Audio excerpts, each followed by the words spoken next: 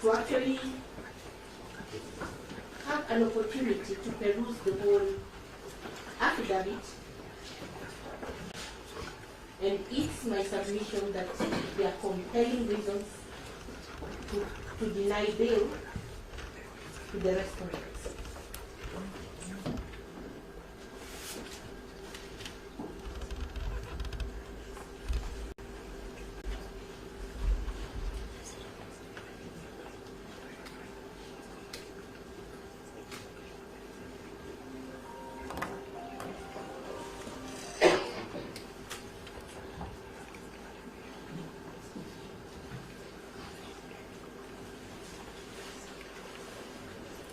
Your Honor, I would request this court to briefly allow my colleague, Mr. Ryungu, to highlight some of the issues on law so that we can be able to finish our submission on this.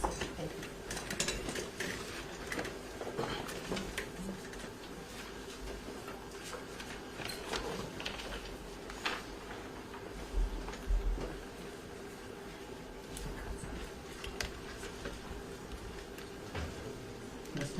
How long will it take? This should be less than 5 minutes. Obviously, to highlight the authorities that we intend to use to support our application.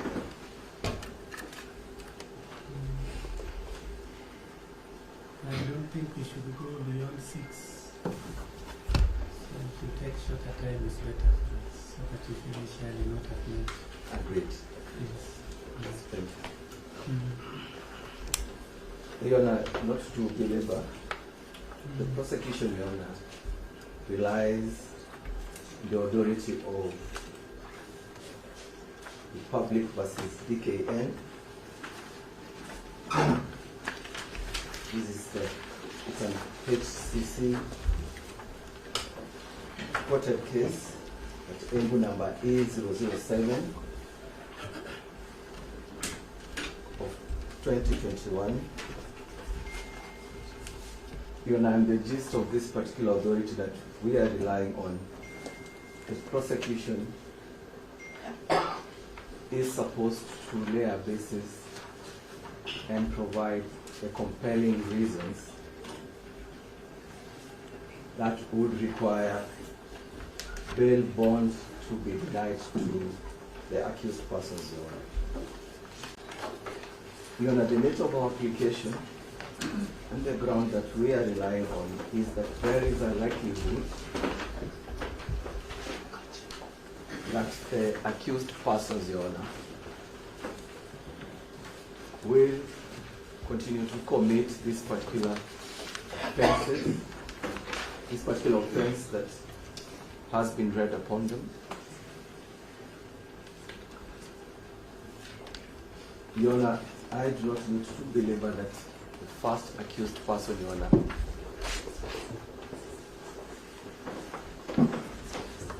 is an honorable member of parliament.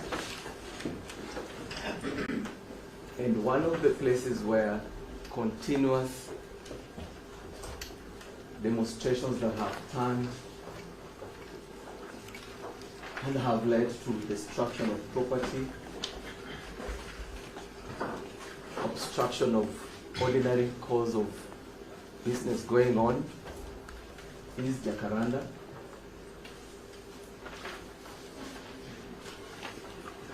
Your Honor, the other respondents, Your Honor,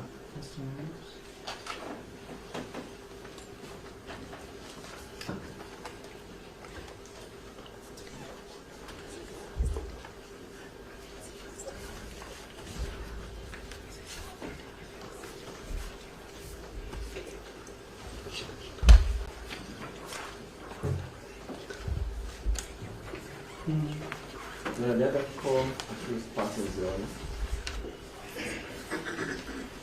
are individuals, Your Honor, whom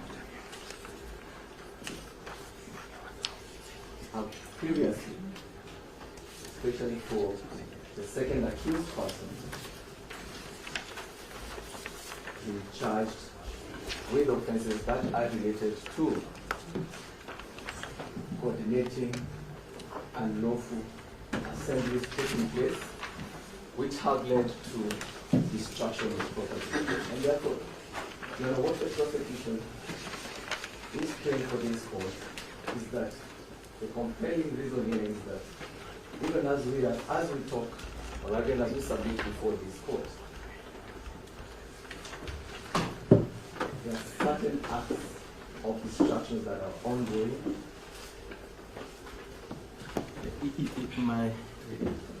Your Honor, I hate to interrupt my very good friend Mr. Riungu, but you have limited time and Mr. Riungu is actually giving evidence which is nowhere in the affidavit. And I know he knows that. I've tried to sit down, but my seat is becoming hot. I think let him just restrict. You know, I've had my learned colleague. And it is the hotness that we are stating that this is a compelling reason, Your Honor, that the court should concede. Secondly, Your Honor, the other, because of the limited time I have, the other authority that the prosecution wishes to rely on is the authority reported between Lydia Chelagat Kipyetich versus the Republic.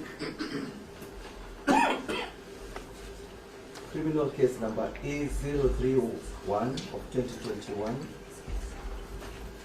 Criminal case number 031 of 2021. Delivered by Justice W. Korir at the High Court in Calculation. You know, also in this particular authority, it is a submission that, again, one of the compelling reasons that we have submitted through our affidavit, and which is cited on the second page, is that, again, where the accused persons are likely to commit further offenses.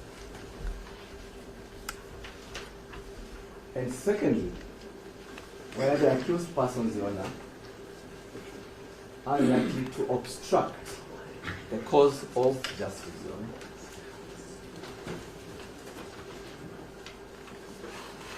Your Honor, under Article 24 of the Constitution, the right to deny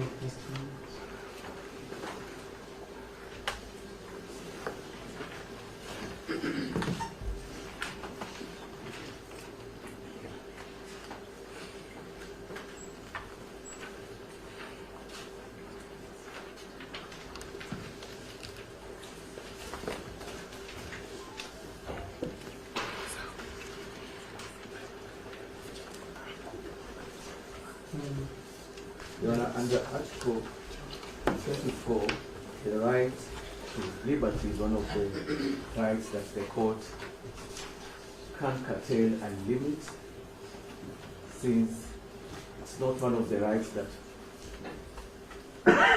have been provided for under Article 25.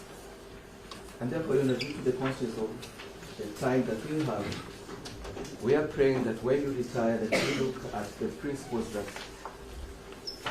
the court highlighted in these two authorities to grant the prayers that we have sought for and prayed for.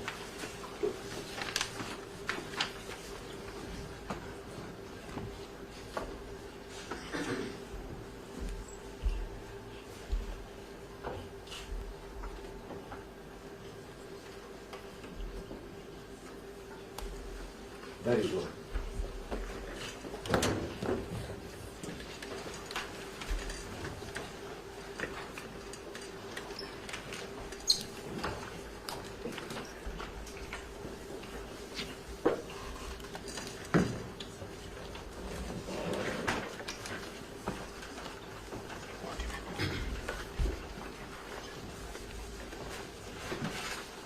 the other authority.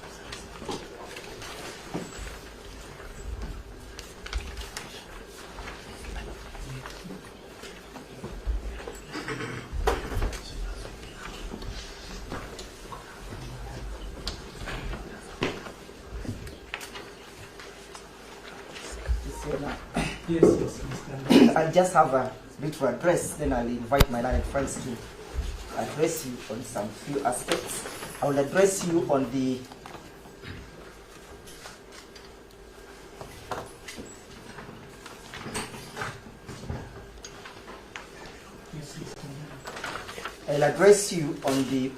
aspect of the pre-arraignment detention in respect of the first accused person,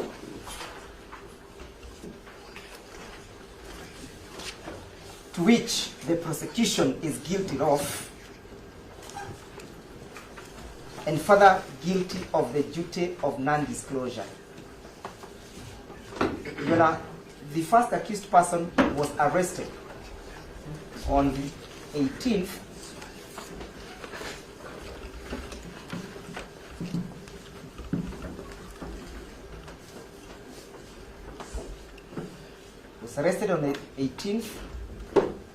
at 0900 hours, that is 9 p.m. at JKIA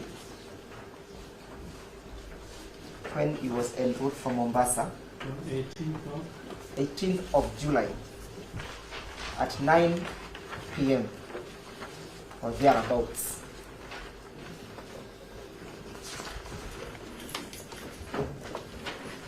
He was then taken to, driven all the way to Kirinyaga County and detained at a police station called Wanguru Police Station.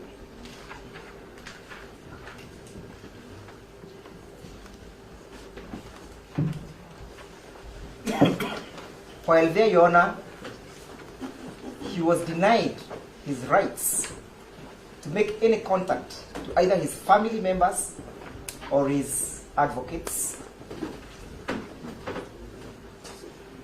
He spent the whole day there yesterday.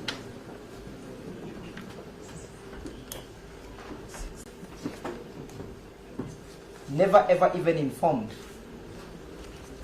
of the reason for the arrest.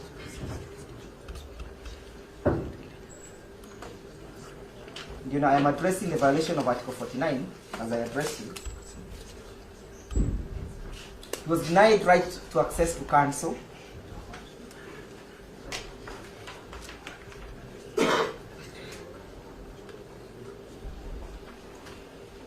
And most fundamentally, he was denied the right to be produced before a court of law within 24 hours.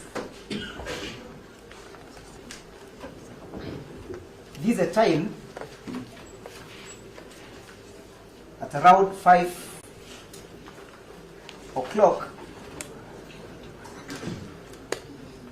that 5 o'clock on the 20th of July that the accused person has been able to see a judicial officer or to appear before a judicial officer.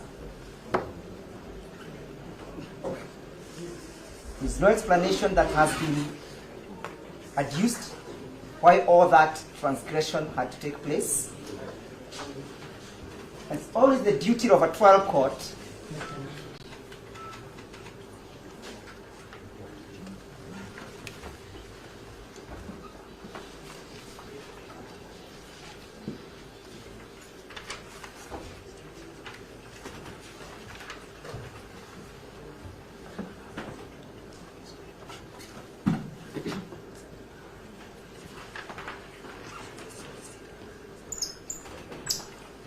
it's always the duty of the trial court to inquire on that particular aspect.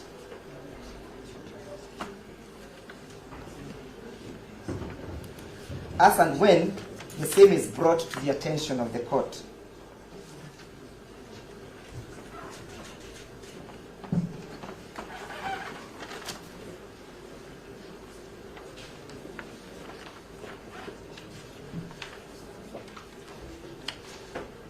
You know, pre-arraignment detentions were outlawed, and Article 51 speaks to that fact.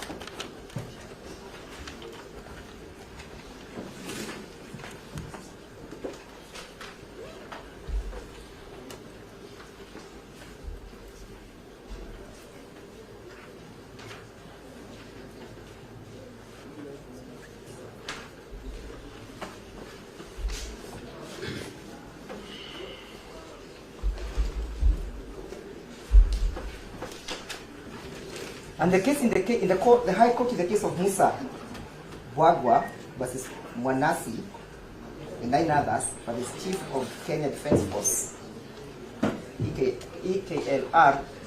The case of Musa Mwabwaga, that is MBWAGWA, Mwanasi, and 9 others, versus the Chief of the Kenya Defence Force and others, 2021 EKLR. That aspect of pre-arraignment detention was addressed. And the High Court said it was unconstitutional. And therefore, a charge that is premised on a violation of the Constitution, the court ought to interrogate. The integrity of that charge and the propriety of that charge. Even in the affidavit that they have brought before you,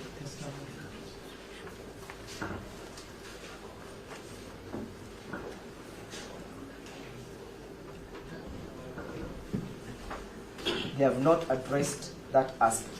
As I pen off,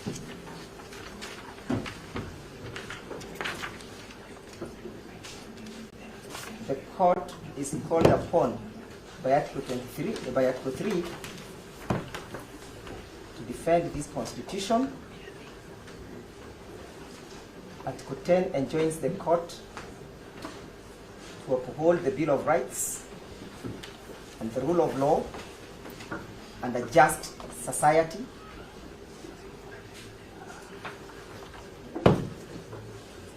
Article 27 enjoins the courts to ensure, Article 27 enjoins the court to ensure that there is equal protection of the law, equal enjoyment of the law, and equal benefit, and outlaws any form of discrimination. We need an answer. Why was Honorable Babu Owino not brought before court within the prescribed period? Number 2, whether a charge that is premised, I'm penning off. Oh, sorry, Your Honor.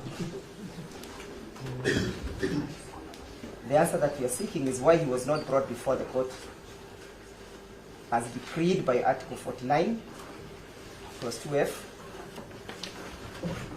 Number 2, whether a charge that is premised on a violation of the Constitution has legal propriety, and whether the same can be the premises for denial of bail or bond. Mr. Okat will address you.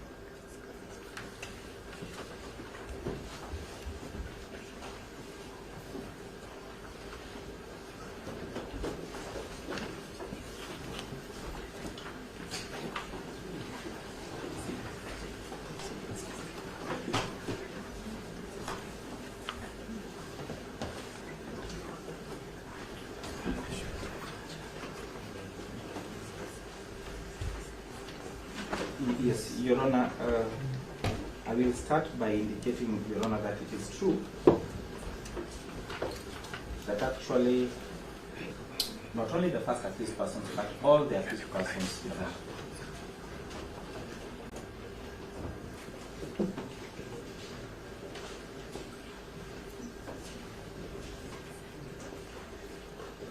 are being arraigned before you, Your Honor, outside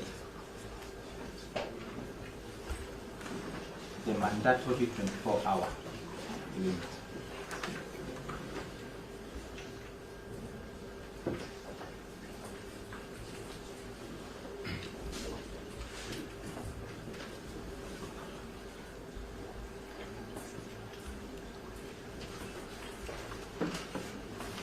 Your Honor, the 5th and 7th accused persons were arrested on Monday the 17th day of this month, 2023.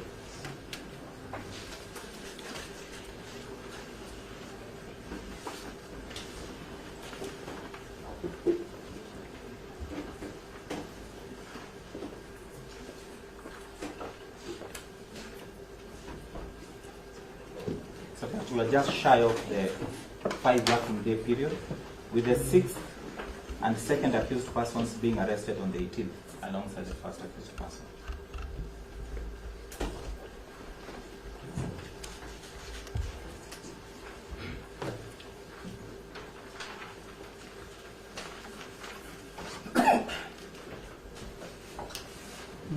Your Honor, we will not belabor this fact because we will pursue it at the High Court in terms of the violations, Your Honor.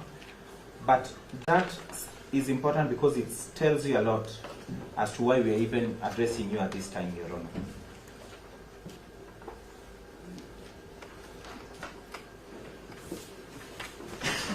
Your Honor, what has happened, and in a nutshell, there is a skit that has been written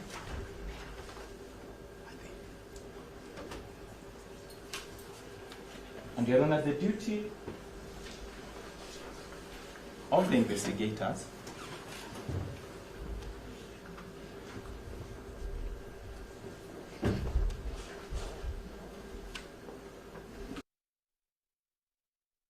and with a lot of respect to the battalion of prosecutors, senior prosecutors, is just to ensure that these accused persons fit that skit.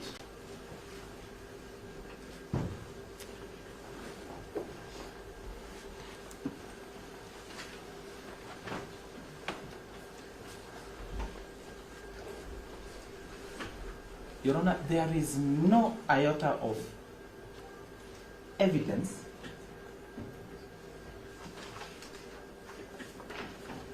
that has been placed before you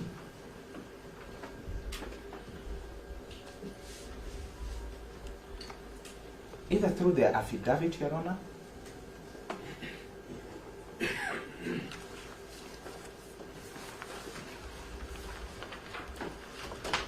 or the oral arguments that suggest that there is any compelling reason, Your Honor.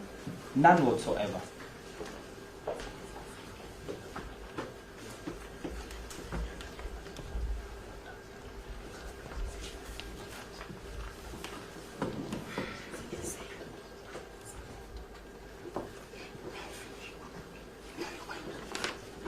Your Honor, if you look at what they have attempted to indicate as compelling reasons, Your Honor, and that is from paragraph 7 to paragraph 12.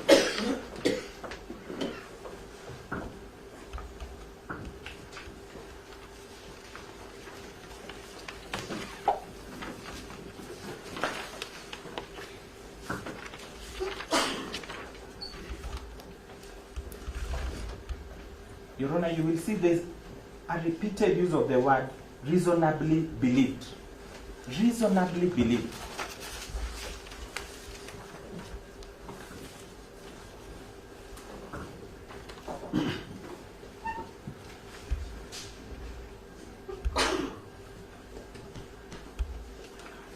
But you're not being told, Your Honor, reasonably believed by who? To sustain this particular very heavy averment. Who is this who is reasonably believing, and on what basis? You do not have that.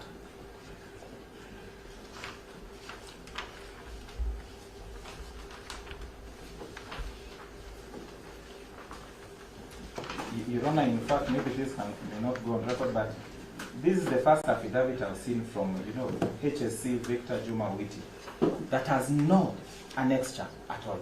The very first one, I've never seen. And that tells you there's nothing. Witi can never do such an affidavit. There's nothing. You're not for clarity of record. It's done by the investigating officer.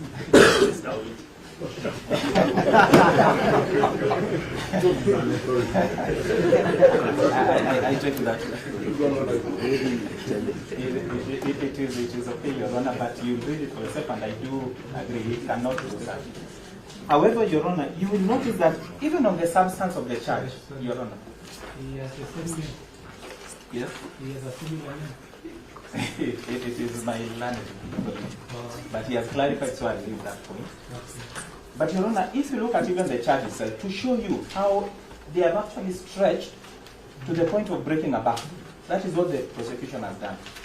Your Honor, they are telling you in very good English that these events happened on the 7th and on the 18th day of July. 18, 2 days. On which days? On the 7th day of July and the 18th day of July. That is on the particulars of the offense.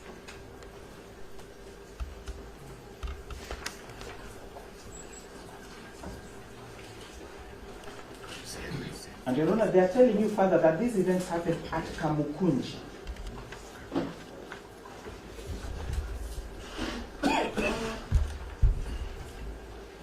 Your Honor, they have, and this is common knowledge to them, they have admitted that Babu was, the first accused was arrested at JKIA. On the same 18th, at around 10, because he landed at 25 hours.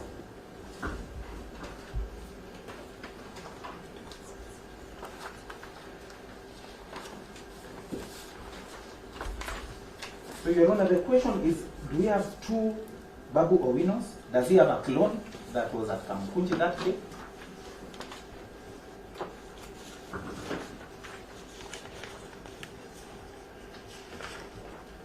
Your Honor, it's able for the court's eyes, the ticket that says clearly he was landing at 21:25.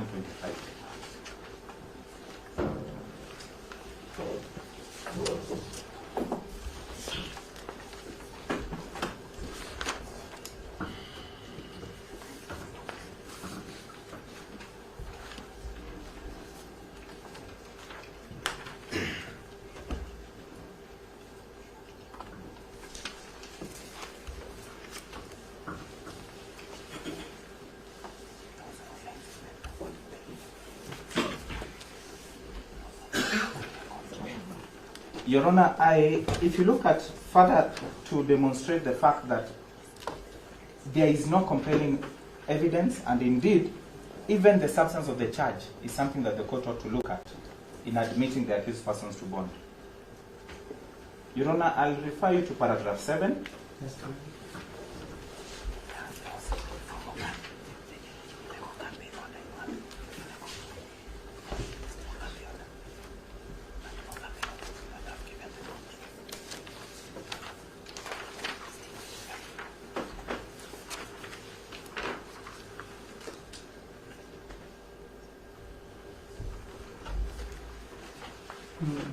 Your Honor, they are telling you, and my learned friend Mr. Ringo has told you that there are people who have been rioting or who have been picketing, especially where the first accused person represents that constituency. So that is the compelling reason you are being told.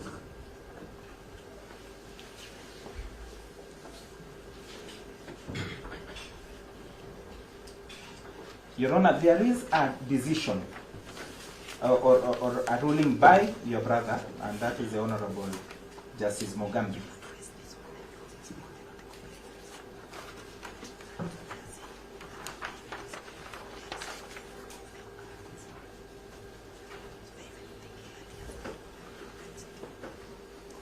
Your Honor, that is in the case, if I may, in the case of Edwin Sishana Amboso versus LSK and 4 others. We have provided that to yourself and to the prosecution.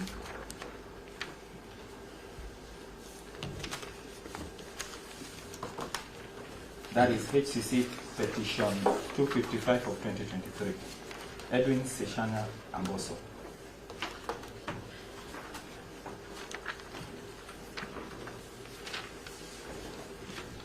Your Honor, it says in order 2 and 3, and I want to wind up at that point, that it is the responsibility of persons who have announced and organized the said demonstrations to provide guidance and leadership to the participants.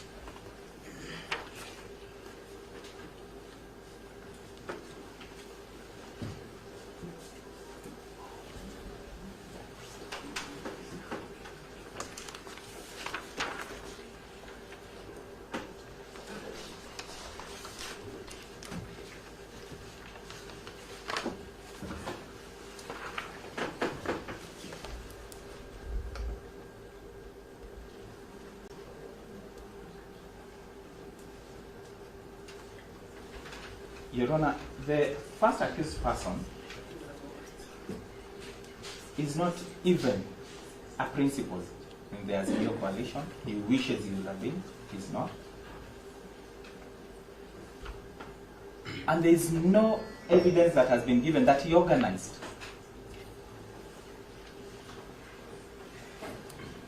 any of these protests.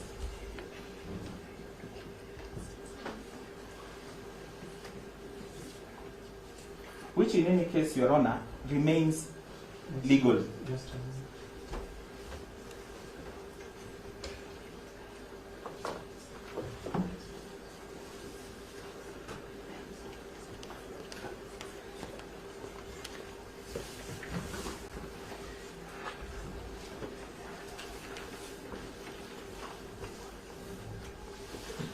It remains legal because your brother declined to injunct the said expression under Article 37.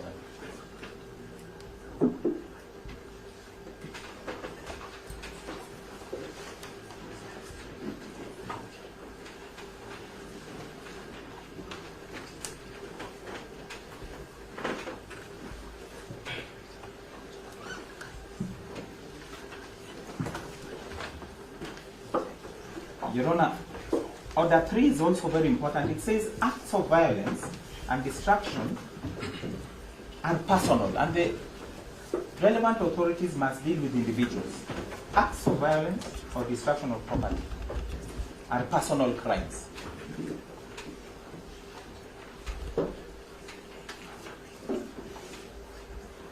So it cannot be a crime where vicarious liability, like the prosecution is trying to adduce.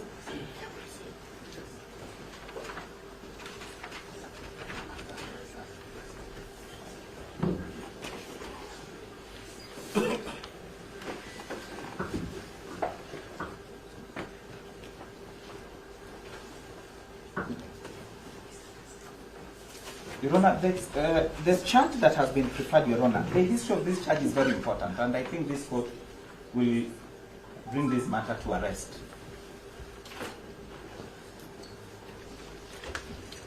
Your Honor, the Section 77(1) of the Penal Code, Your Honor,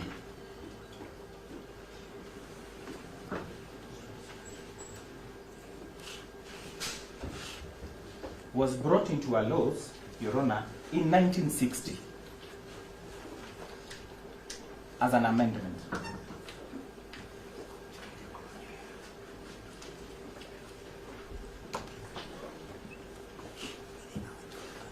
So that it didn't originate from the Britons. It's something that was brought here by the Britons themselves. It wasn't in their own laws.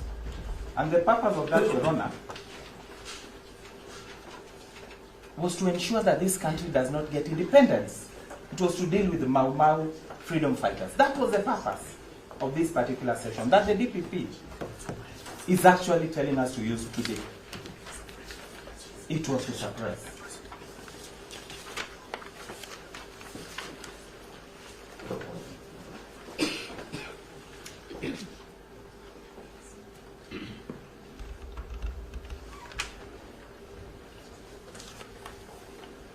So that is what this court is faced with in terms of this charge, Your Honor.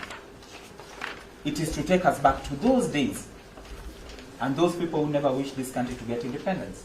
That's exactly the essence of this charge. And Your Honor, you will not find even authorities. I think people have been shy to use this section. You will not find authorities in terms of these sections. Courts have been shy, prosecutors have been shy But today, we are the day where it can be brought in broad daylight. We will deal with it, Your Honor, at a different forum. As I finish, Your Honor, I would want to...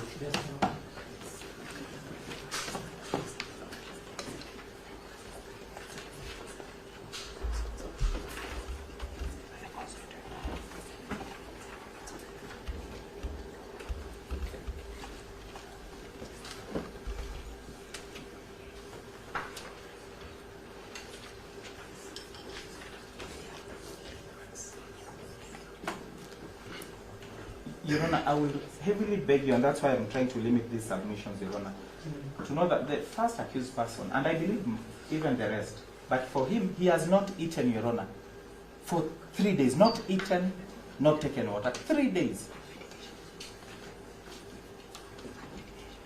And because of where he was incommunicado. 3 days, Your Honor.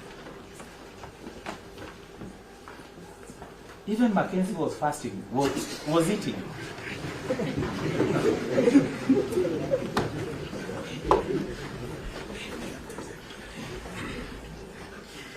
Yes, Your Honor, so we really beg. This court is to be used to extend that inhumanity. That is what they are trying to do.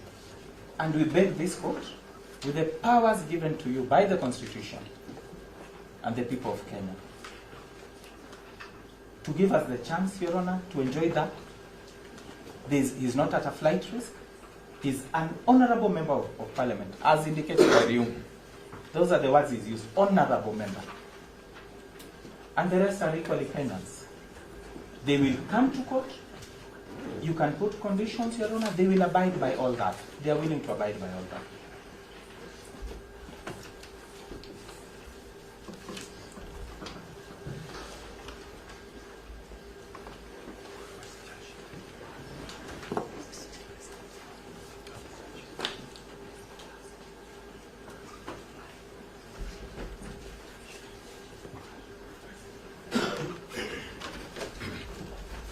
Your Honor, lastly, the first accused, Your Honor, is not well. He's actually not well, and I will in fact take a lot of time. He's been denied access to medicine, which he was taking,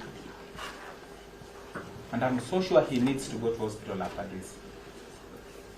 So we'll be begging also that is considered, Your Honor. He has a special physician who sees him at Nairobi Hospital. That is all, Your Honor. Maybe my sister, just for gender balance, if you give her just 1 minute, we are trying to...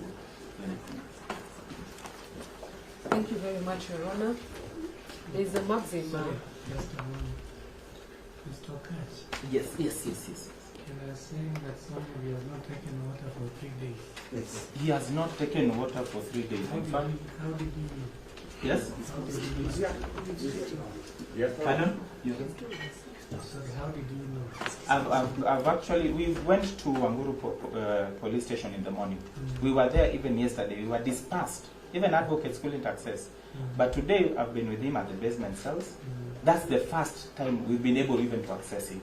That's how inhuman this has been. He has not taken his ear and talk, and I've confirmed that from him. And I believe...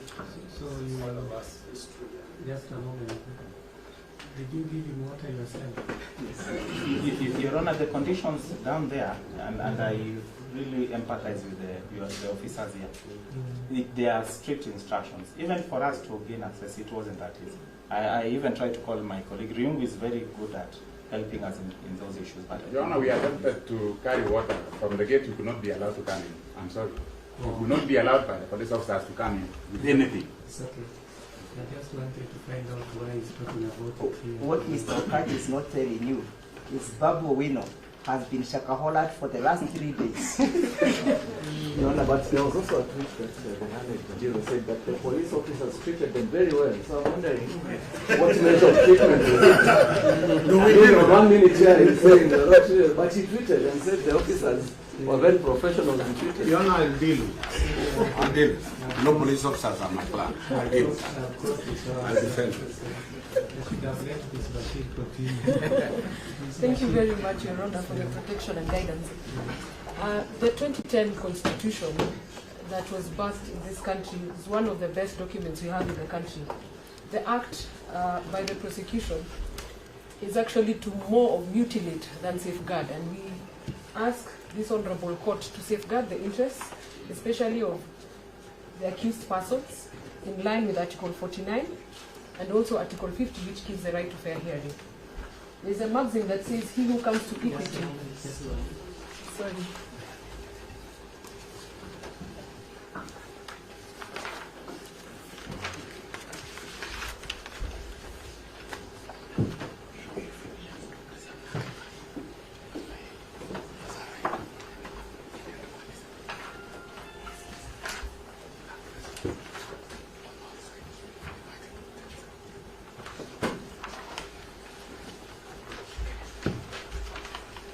He who comes to equity Must come with clean hands.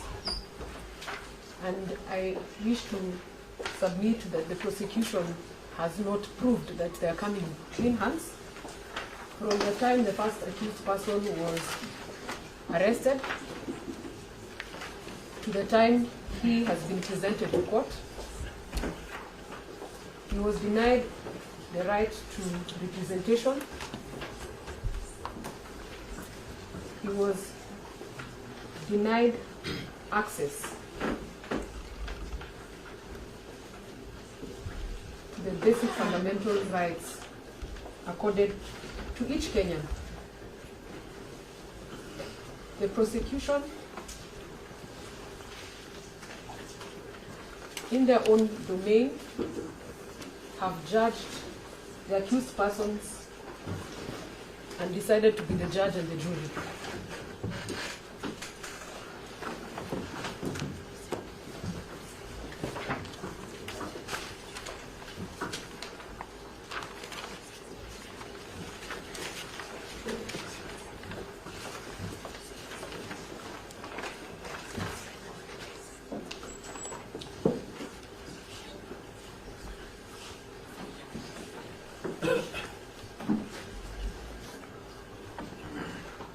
Your Honor, the accused persons, like you've been told by my colleagues, have not been able to hit their whereabouts, especially for the first accused persons, was not clear, even to his legal representation.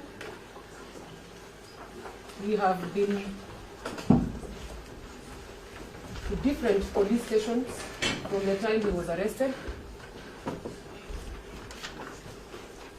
And the key question to the prosecution thus is, an accused person has rights safeguarded in this constitution.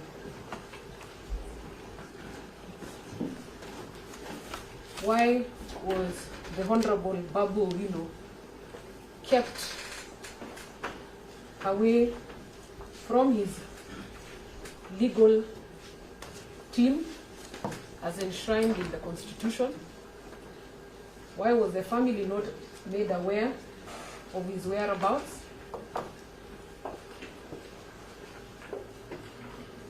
And why was he not arraigned in court as per the Article 49F, which talks clearly of the procedures on how to deal with an accused person? Therefore, it is my humble submission that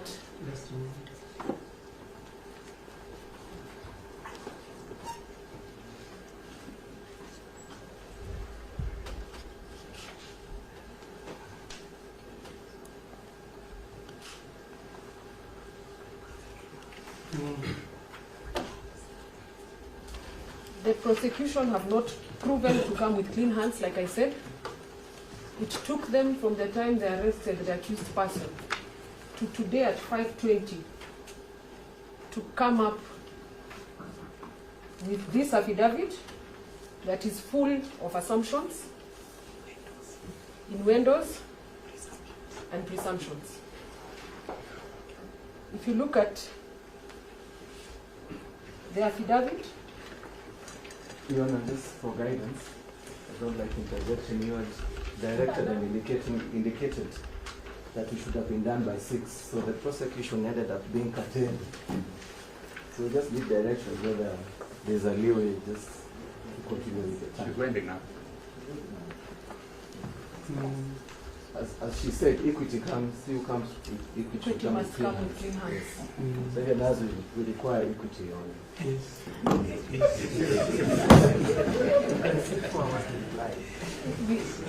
Bashir, everything that is being said is going on record, so you will not need to repeat Yes. what another council has already said.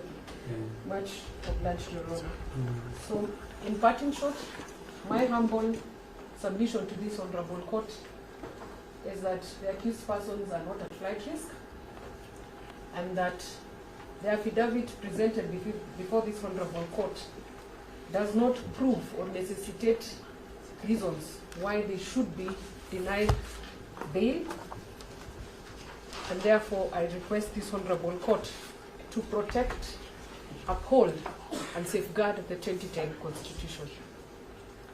Thank you, Your Honor. I would like to call my senior, Awele, to wind up. Yes, sir.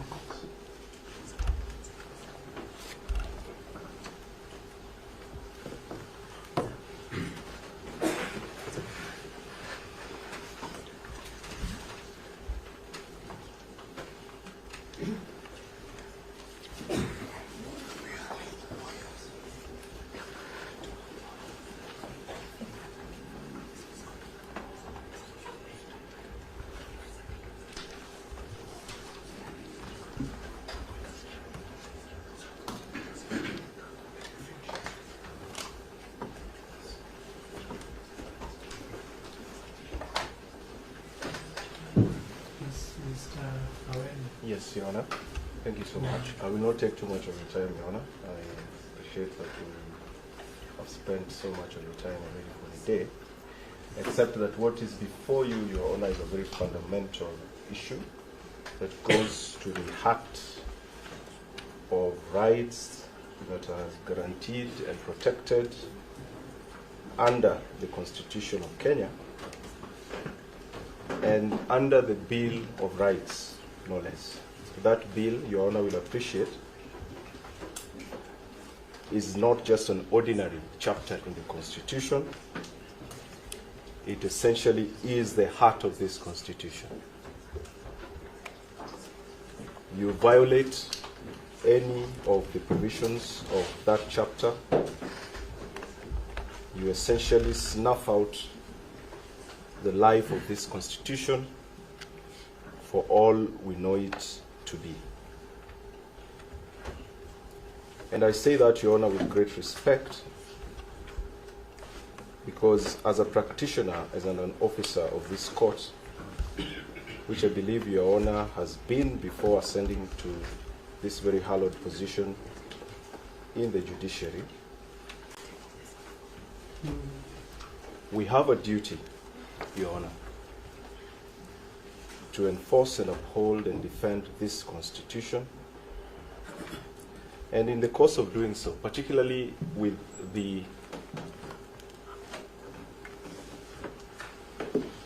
division of labor within our courts of law, as you deal with these questions every other day, Your Honor,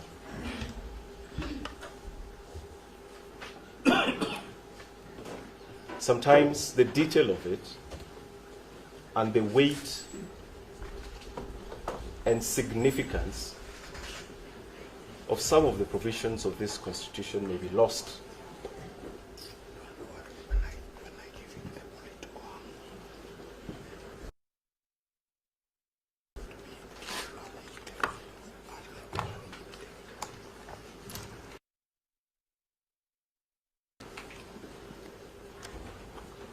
And most of the time, inadvertently. And I say that, Your Honor, because it is now becoming a norm that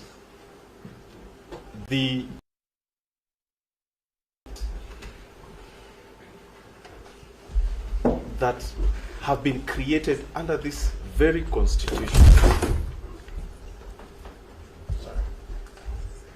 and under the terms and conditions enshrined in this Constitution, are now repeatedly and so brazenly violating cardinal rules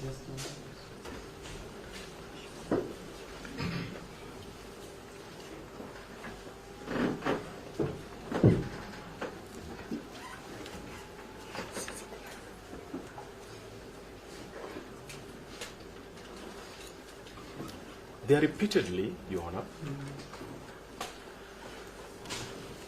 and so brazenly violating cardinal provisions of this Constitution that we as a people agreed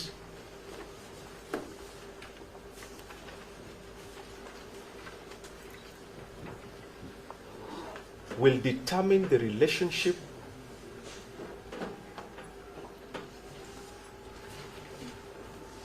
between those whom or to whom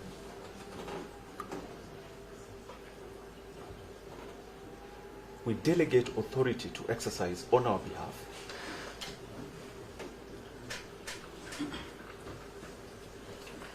and us or we the people, and between those agencies inter se.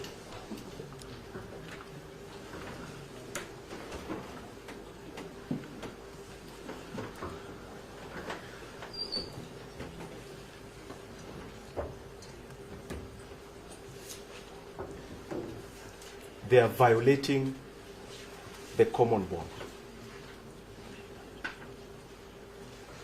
And that is very critical and important, Your Honor. It is critical because as I started my submission, this Constitution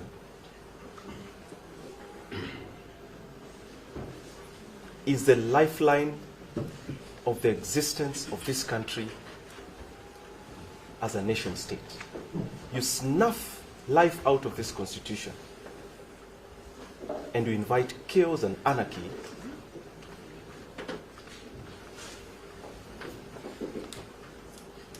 in the manner in which we coexist.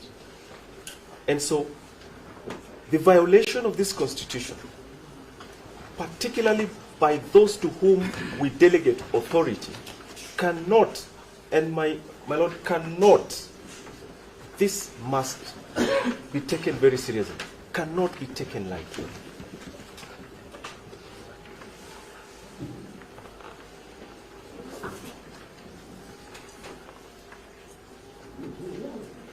And that is why I said, as I started, Your Honor, and I said it in utmost humility, that in the course of our ordinary practice, particularly before these specialized divisions of the court, it is very easy to lose the detail, the weight, the significance, the nuances, the detail, the significance, the nuances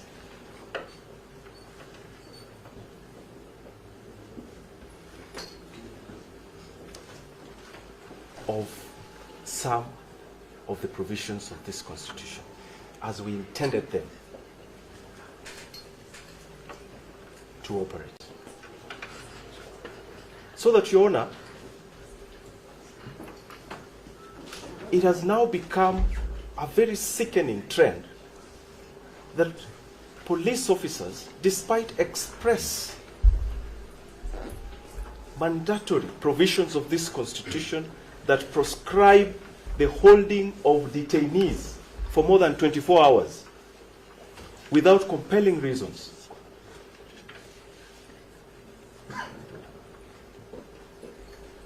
will very comfortably appear before you hours after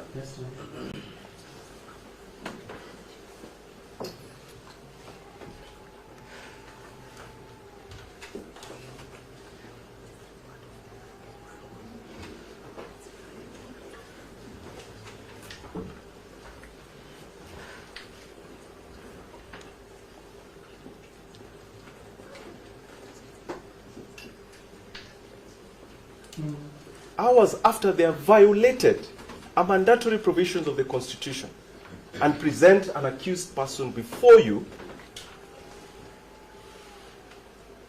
and then without batting an eyelid, ask you for permission to hold them for even a longer period of time.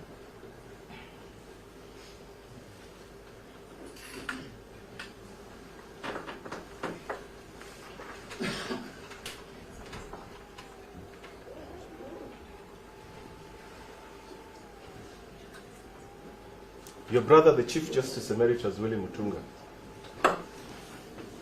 coined it very interestingly. The Utadu attitude.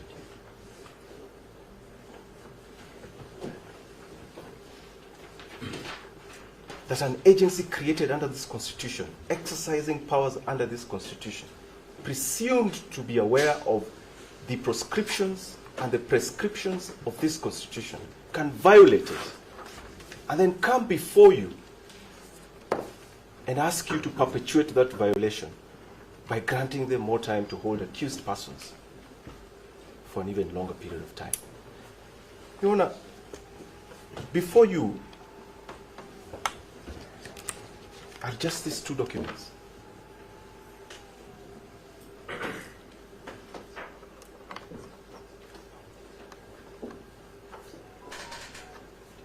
Your Honor, there's a charge sheet.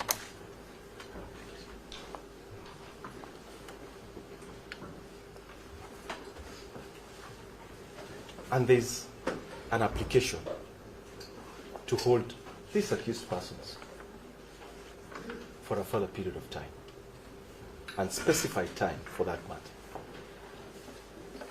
You can see the mischief. They're even asking you to just grant indefinite leave for them to hold these accused persons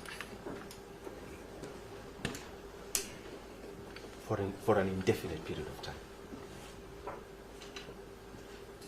And Your Honor, just scan through these documents. Not a single explanation has been attempted for why these gentlemen are being brought before you more than 24 hours after they were arrested.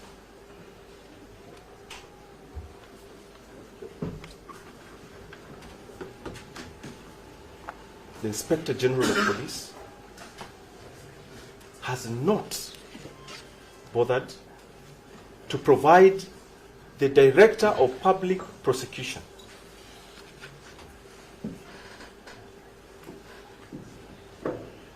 with any reasonable explanation, or any explanation for that matter, why these gentlemen were held for that long. And the Director of Public Prosecutions, who under this Constitution is supposed to exercise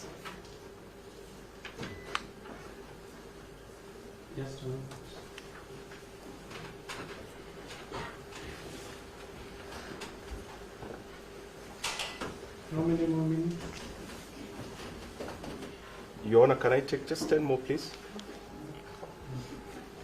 Well, Your Honor, at the heart of these submissions before you is a freedom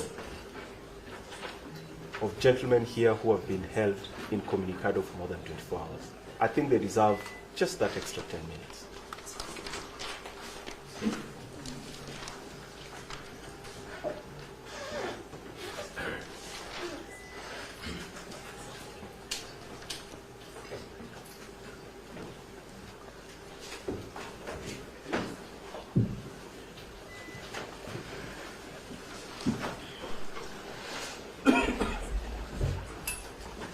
Your Honor, the Director of Public Prosecutions, an office created under this Constitution, who is supposed to exercise independent oversight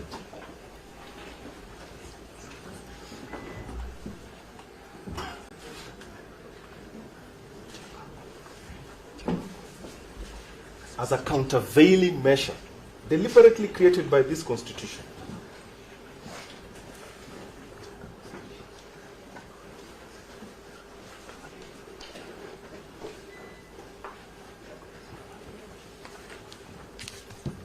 has approved a charge sheet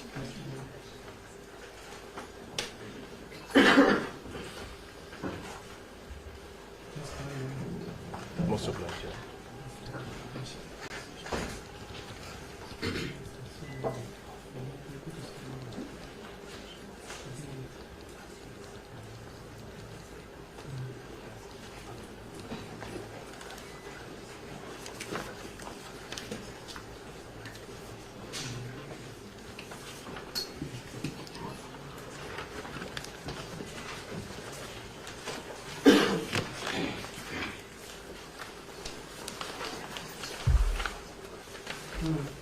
Yes, has approved a charge sheet, Your Honor, which does not, in fact, has not only approved a charge sheet, has actually caused to be drawn an application to detain the accused persons and therefore perpetuate violations against the Constitution without even bothering to inquire from the Inspector General of Police on whose behalf these accused persons were arrested. Why have you been holding them incommunicado for more than 24 hours?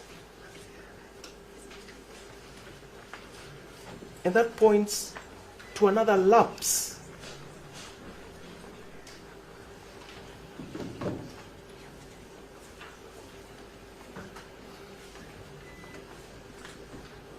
in the respect for and enforcement of the Constitution of Kenya, which I have in my remarks earlier said pose grave danger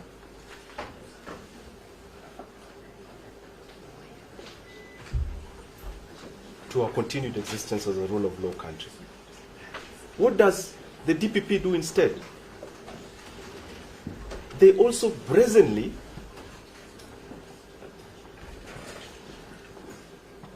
even attempt to fill the gaps for the DCI or the IG by even attempting to adduce evidence from the bar. Evidence that is not even in the affidavit of the corporal who purportedly has the knowledge of first-hand information for why this accused person should be held any longer than is necessary. Where does that leave the policy or constitutional objective for why the DPP was created as an independent office to check the Inspector General of Police in the discharge of his mandate? A danger that is a danger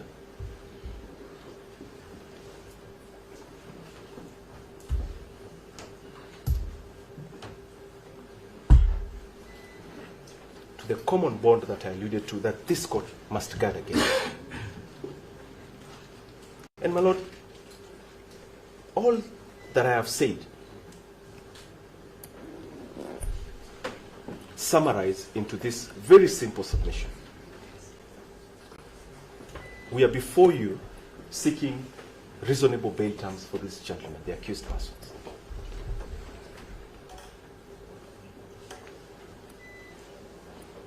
Your Honor, does the conduct of the IG, does the conduct of the DPP count for something as you consider my learned friend, Ms. Asha Bashir, has submitted to you that he who comes to equity must come with clean hands? The conduct of the DCI, the conduct of the DPP that I have outlined in very brief terms before you, does that, Your Honor, count for something?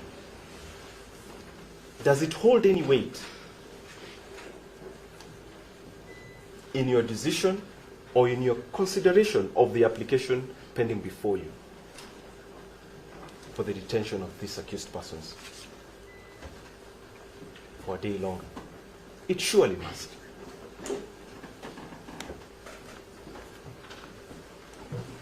The misconduct that I have alluded to is not just any misconduct. They are violations of the Constitution.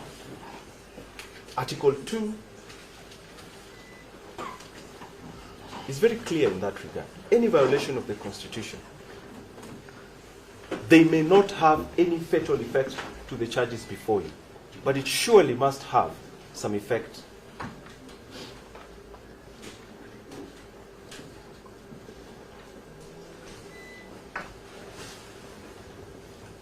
And weight on your discretionary powers in considering an application for bail and for bond. That said, Your Honor,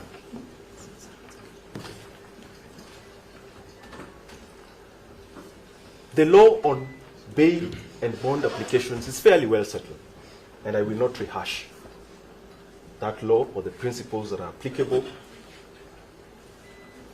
save to invite you, Your Honor, to always bear in mind the policy guidelines by the NCAJ on bail and bond of 2015, and in particular,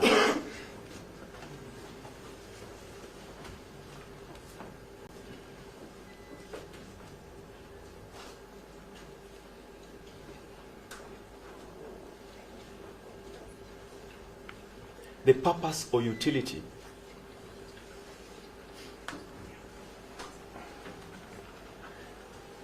of bail in a criminal prosecution such as this. That utility, again, Your Honor, is fairly straightforward, and I will not rehash it. I just want to emphasize on one point, and that is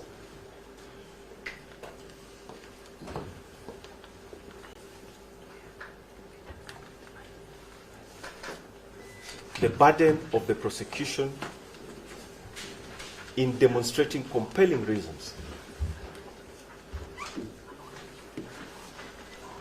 Compelling reasons why an accused person should not be denied bail or bond.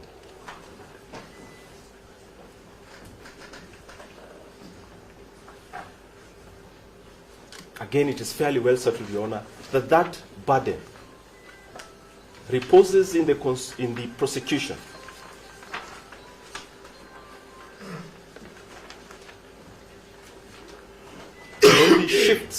Only shifts to the accused persons where compelling prima facie reasons are demonstrated to your satisfaction.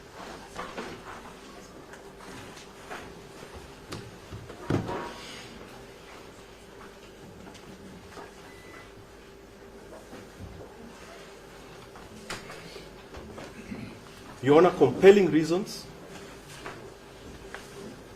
are questions of law and fact, and therefore can only be presented to you either by evidence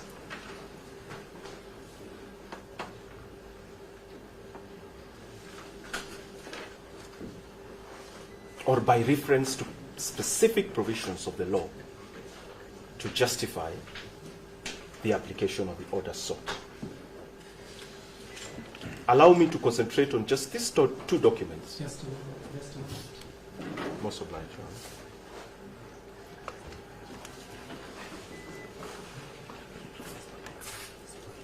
Honor. I have tried to limit time so that we do not sit at night. Hours of darkness begin at 6:30. It's now 6:40. You know, we start here at 4 in the morning. Let me finish. So we are going to stop at this point. Whatever submissions that are remaining, because we will not finish today. Because we are at Mr. William, this side. We donate our time to the other, Mr. Omar, I'll deal and with then all escape the members. We are not present. and the president.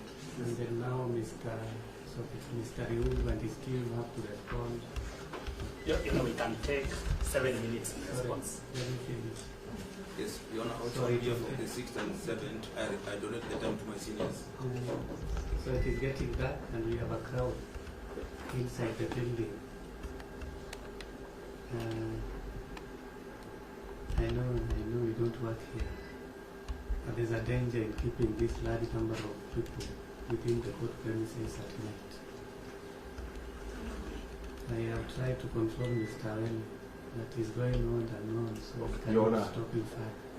I would not want to be the one to hold this gentleman here for any longer. I am happy to take your directions on how you wish to use my time. What I would prefer is that if you are likely to take I'll take the time you mentioned. another period of more than 5 minutes, then it is better we stop at this point and we continue tomorrow. No, I'll conclude. I'll conclude. Within those 5 minutes, I'll You are sure you have covered all the areas you wanted to cover? Your Honor, in the interest of the accused who have been held for so long, I will do less than 5. I'll limit myself. If it gets to 5, just cut it down. Yes, I will take less than. Yes. Let me just conclude the point that I was trying to make. So, Your Honor, the compelling reasons that the DPP provides can only be gleaned from these two documents before you. Very briefly, Your Honor, please refer to the charge sheet as against the application before you. Review that charge sheet. The offense that the accused persons have been charged with against the offenses for which the prosecution now seeks to hold them are diametrically different. You have been told, Your Honor, that the accused are likely to be a danger to witnesses. Your Honor, look at the charge sheet. All witnesses are police officers. They are all police officers.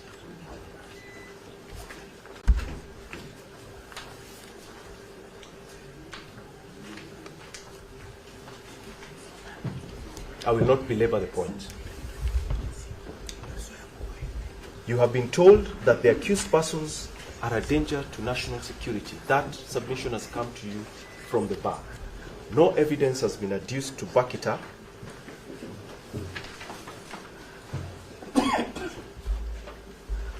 But nonetheless, Your Honor, there are certain presumptions that this court cannot lose sight of. And some of those presumptions are in this Constitution. The security apparatus of this country follows a very clear structure created under the Constitution. It is for the DPP to demonstrate why he believes that these accused persons have the machinery or capacity to undermine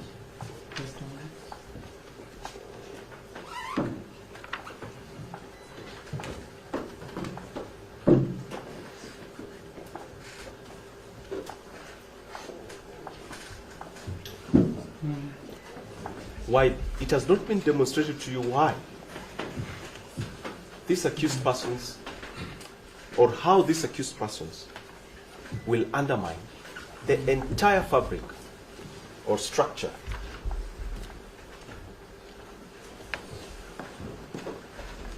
of that apparatus as created and contemplated under the Constitution.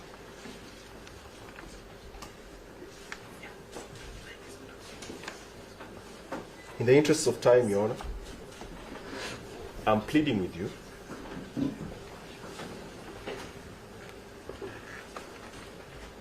as demonstrated by my learned friend Mr. Okach. These are Kenyans. Unless and until they are convicted of the offenses for which they have been charged, their constitutional rights under the Bill of Rights, and particularly the presumption of innocence, persists and are not suspended by the mere fact that they are now seated on that dock.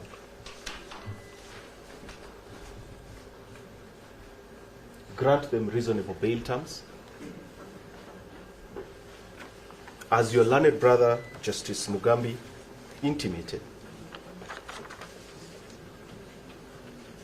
they cannot be incarcerated because certain individuals have broken the law out there.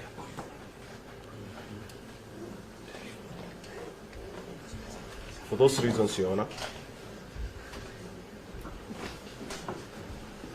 we pray that you disallow the application and allow these accused persons to reasonable bail and bond terms.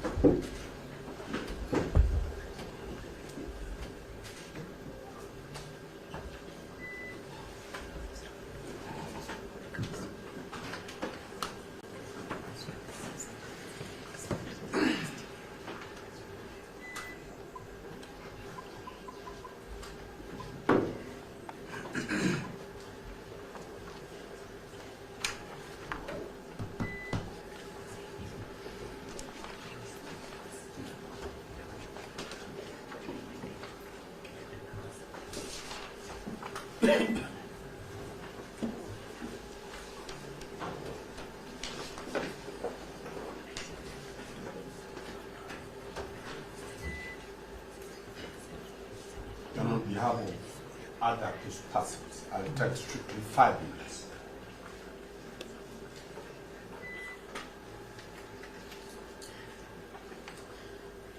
I'll not mention any law.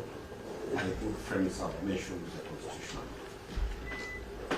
I'll only bring the context that brings them here.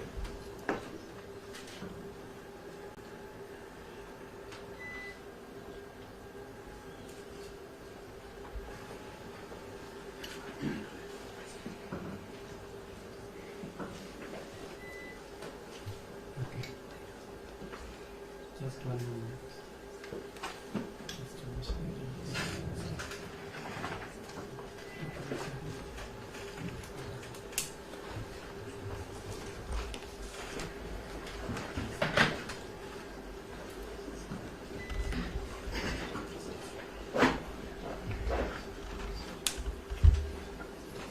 Yes, Mr. Man.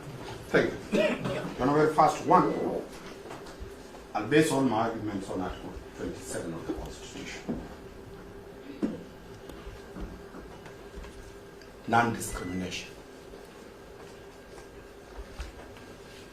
With the following 5 points.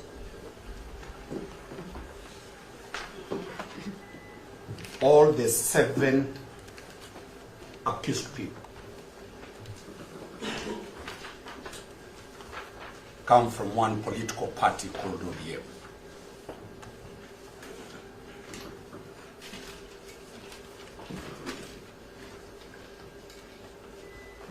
Secondly, Your Honor, they are members of Azimio.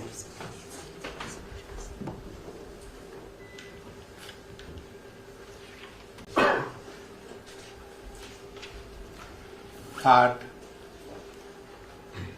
they are all politicians.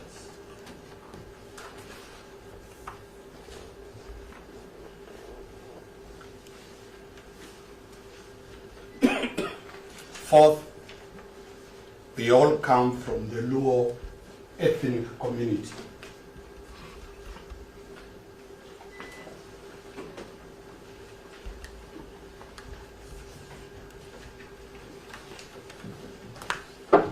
Fifth, Your Honor, this is a proper ethnic political profiling.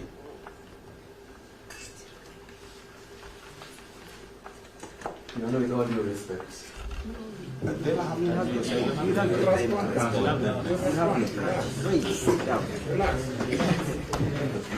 said 5 minutes, I've only 2 minutes to go. Your Honor, this affidavit has no date. That's the second line, when it was sworn. This affidavit is as old as 2017. It is the same affidavit that was used to arrest the ruling class now.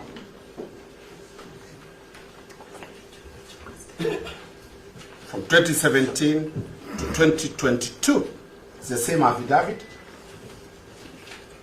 And all those that were charged based on this affidavit, their charges were withdrawn.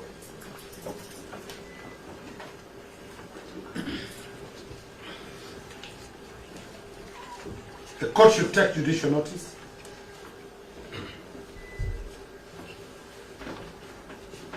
that the same police officers who swore this affidavit came to court and said they were forced. So your objection to that line with respect. That is judicial notice of it. The officer that deponed to this affidavit is before court. I haven't seen him ask Mr. Omari to talk about on his behalf. We just pray that that last line be ignored. You know, Your Honor, it is me who represents them when the DPP wants to charge them. I'll give you specifically to the officer who swore the affidavit of the deputy president. When that affidavit was dissolved, the officer came to court and said he signed the affidavit under duress. It's specific and it's on the court record. So, our clarity is that for purposes of today, the IO that swore this affidavit is before court. He has not spoken to Mr. Omari. Mr. Omari might have done very well in other cases, but this affidavit has not been said to have been sworn under duress. That's the only clarification I'm making. For today, You know, I'm giving Mr. Witt the perspective that come 2027, the same will be disowned that it was signed under duress. For now, it will not be dissolved. So that the court, as it is, it looks at the whole political context. Lastly, Your Honor, on this affidavit, I want to bring to the attention of this court that it is only the judiciary that is going to protect Kenyans. A great responsibility is on this independent arm. The political dwellers outside should not be criminalized.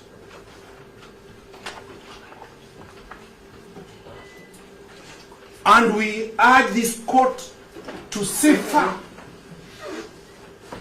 and remove the political contests from criminal issues.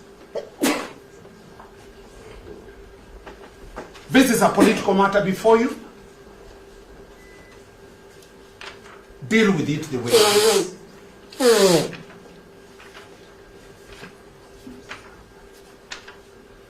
So, Your Honor, out of that 5 minutes I've finished, I allow the President of the Law Society of Kenya, before he removes me from the role of practicing, to talk.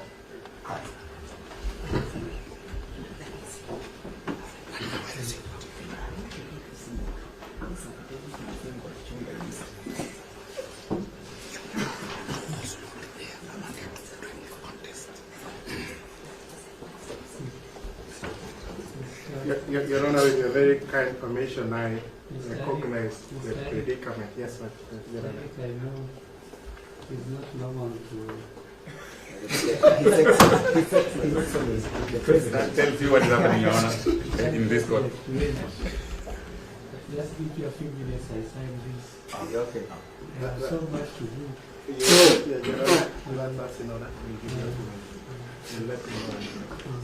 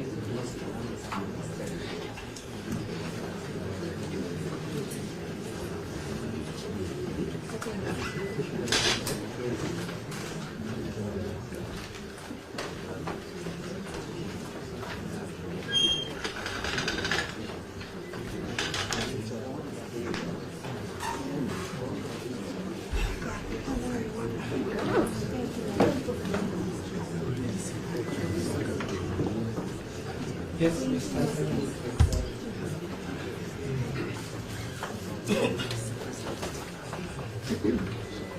Your Honor, allow me to make very, very brief remarks on behalf of all the accused persons. Are you comfortable submitting a slide? Yes, Your Honor, because I do not intend to take very long. Okay. Probably 5 minutes at most. My colleagues have already submitted on the law and what is before you. Your Honor, I want to begin by saying I do not envy the position you find yourself.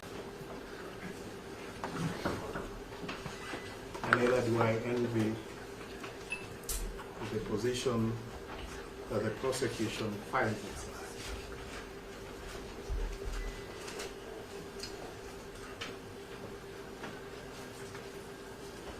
Your Honor, what you are being asked to do by the prosecution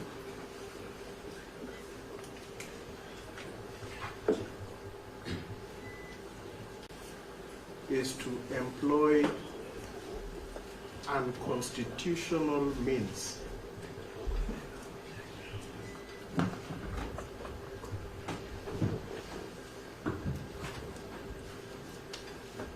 to achieve a constitutional objective.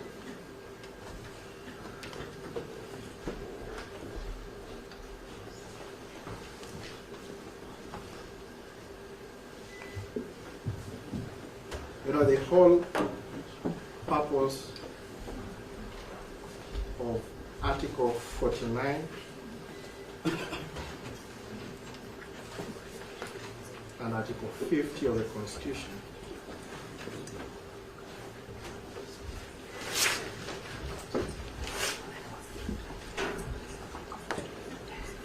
is to uphold the dignity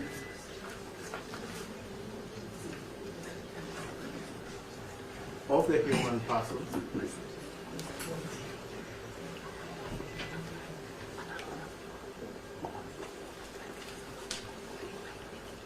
and also to uphold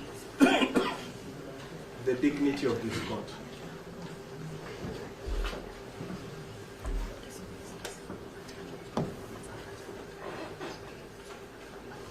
So you're right with my humble submission that should you allow this application,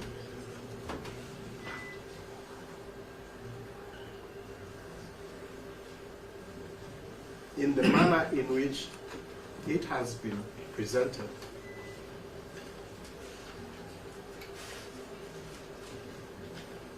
and in light of the manner in which all the accused persons were arrested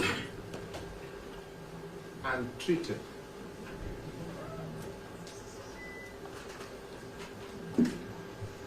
then, Your Honor, you will undermine the dignity of this court.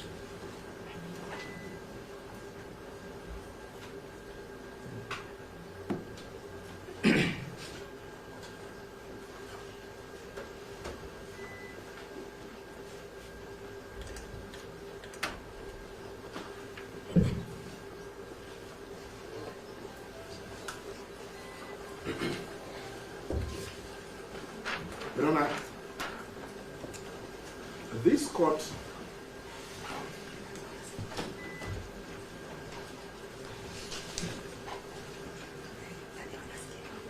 has a public duty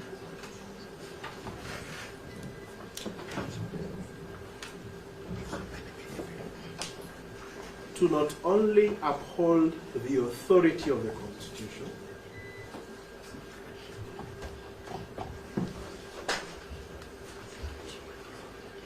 but to also give confidence to the Kenyan people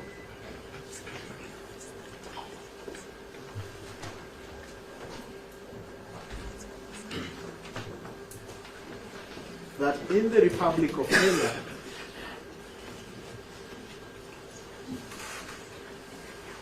the Constitution reigns supreme.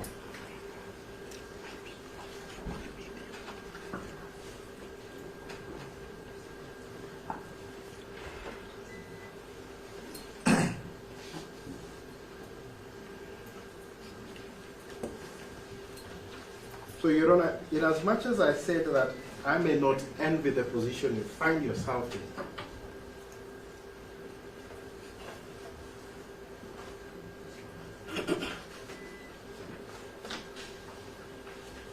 I think that what is before you is a very simple duty.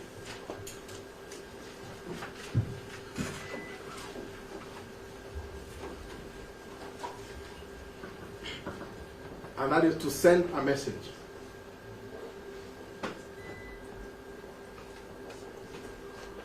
to the police, to the prosecution, and to the country at large.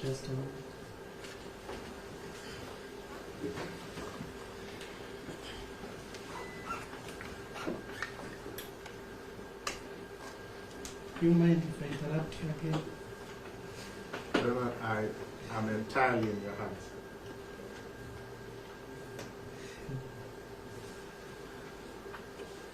Just another 2 minutes and be done. Thank you.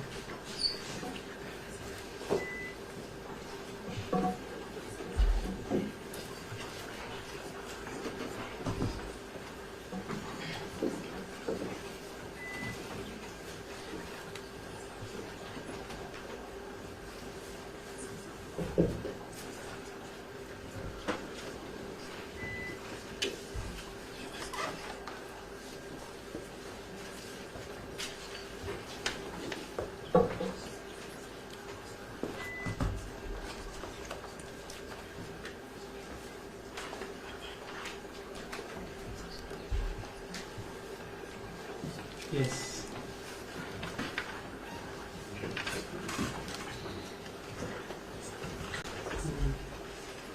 Yes, Your Honor, I was saying that you have a very simple duty. Because courts do speak through their pronouncements.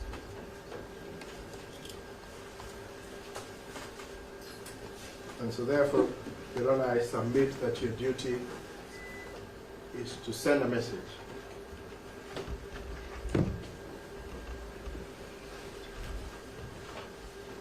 to the prosecution, to the police, and to the country at large.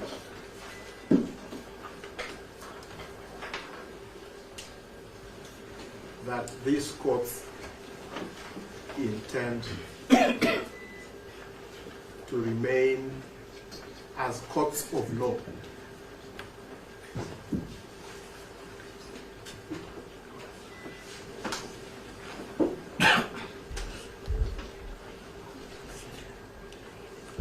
And that any infractions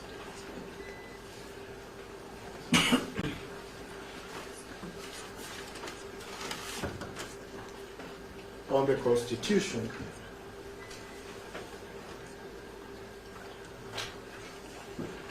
will not find refuge in this court.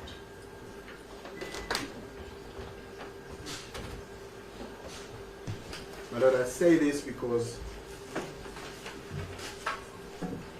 we are witnessing a dangerous trend of suspension of the Constitution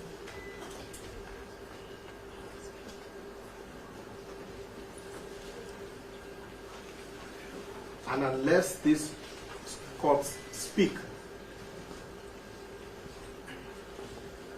there will be no one left to speak for them.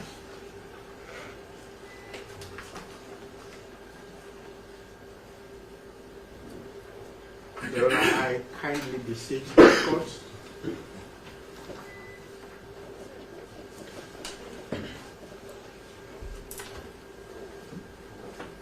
to release all the accused persons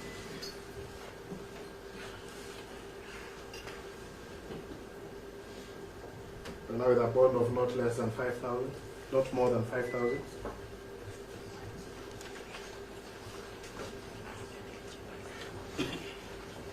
So that they can go home, reunite with their families. Because these proceedings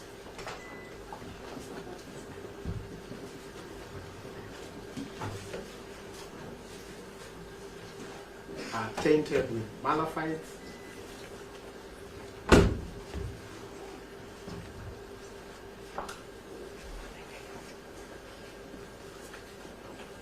constitutional impropriety,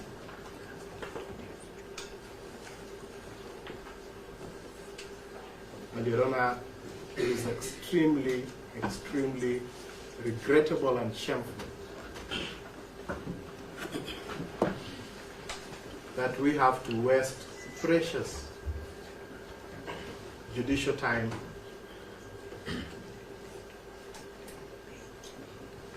conducting this manner of proceedings. I therefore join hands with all my colleagues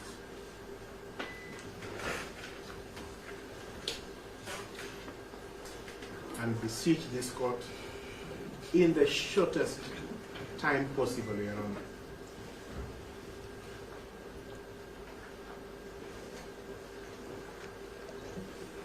To dismiss the application that has been filed before you.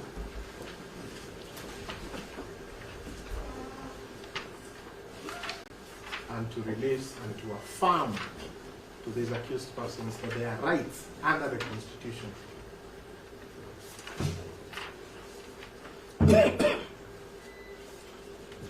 will always be protected and affirmed by this court. Your Honor, I thank you for giving me the leeway to address you tonight. I am not used to this. It's Dunstan Omari who is introducing me to this. But I do understand that these are extraordinary times. Yes. And so they do call for extraordinary measures. And Your Honor, I thank you. Your Honor, if it is not asking too much, we know it has gotten into night time. But if it is possible, Your Honor, we will be happy to have your decision now. But if it is not possible, because we understand and we have seen that you've even had to stop proceedings so that you can undertake other matters, we would be more than happy to have your decision early tomorrow morning.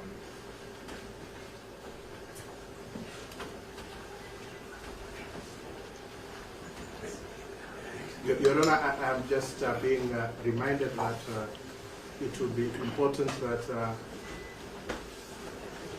they be remanded in a police station.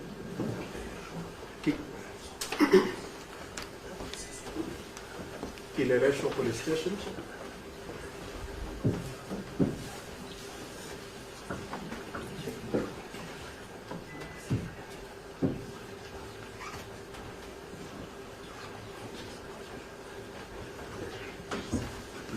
Your Honor, I'm also being informed, and this is just for purposes of saving on time, I'm also being informed that the first accused is unwell and may require medication.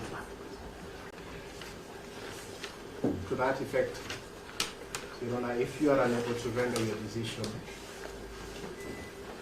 now, we would kindly beseech you that you make an order that he be taken to Nairobi Hospital for treatment, and that while at the police station, their right to counsel, to their advocates to see their clients, and the members of their family should not be curtailed.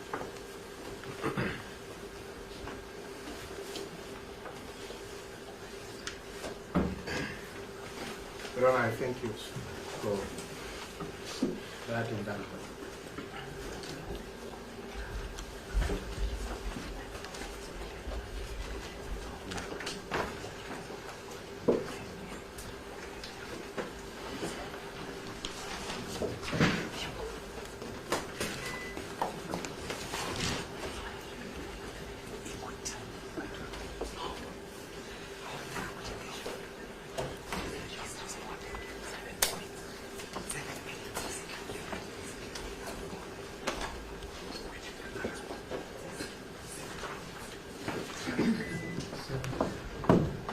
Mr. Lim, I made you rush, and then I let the tap run for the defense. I am not sure I should limit you again. I can let you proceed until you finish. But just an indication, how long will you take? You know, because of the abundance of candidates that we have agreed that our learned colleague, Mr. Witty, is going to respond And he had indicated earlier 7 minutes. I think we got additional 3 minutes of the submissions, including that have been made by a president. So within my anticipating 10 minutes to respond. Thank you, Your Honor. I will undertake so that I don't keep my seniors here, including my president, who today seems to have forgotten the prosecution are also his members. Having said so, Your Honor, we have listened carefully to the submissions from our learned colleagues for the defense, and we understand where they come from. However, seated where I was sitting, 98, sorry, Your Honor. I am reminded that I should go slower than my usual speech. Your Honor, I was indicating to court that with the benefit of my mathematics prowess, 98% of the submissions before you today has been on alleged, and the word alleged is chosen deliberately, alleged violation of fundamental rights and freedoms.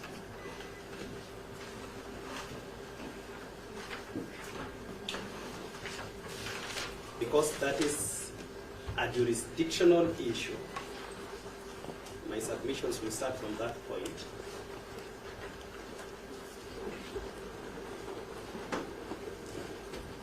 And our invitation to this court is that when you retire,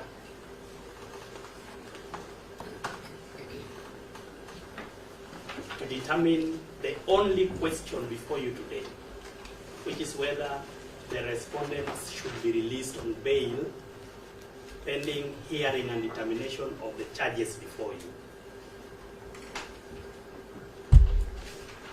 That this court should be minded that whenever a court does not have jurisdiction, it must not make any more step.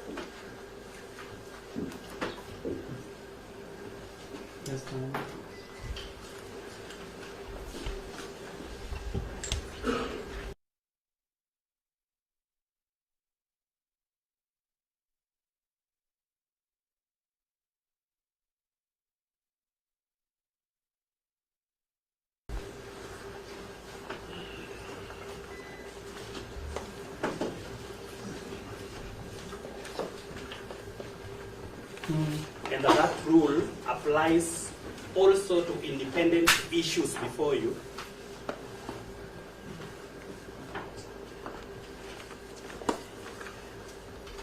And one such issue is whether or not this honorable court can entertain, hear, and or determine questions of alleged violation of rights and fundamental freedoms.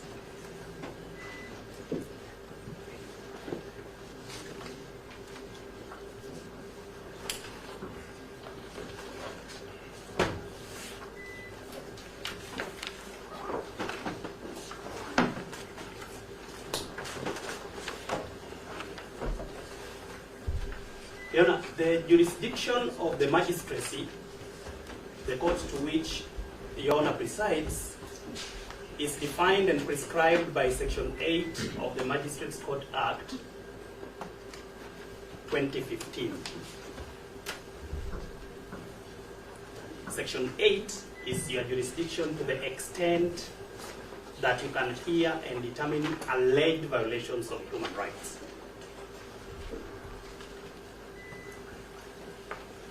And that section says that you can only hear questions of alleged violations of Articles 25A and B.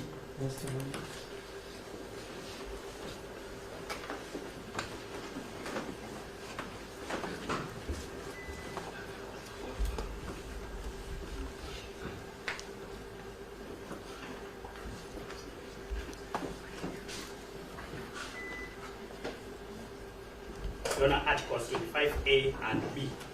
And that means the alleged violation of the right to legal representation the alleged violation of the right to food, the alleged violation of the right to discrimination, right against discrimination, which was raised by Malaina Senior Mr. Omari under Article 27. Sorry, Your Honor. I mentioned the right to food, right to freedom against discrimination under Article 27. All those fall out of your jurisdiction, and you cannot hear.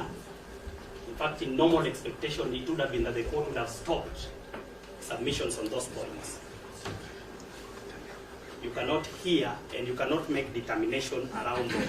This is not to say that the ODPP, whose jurisdiction I'm going to mention second, denies or accepts that there were such violations.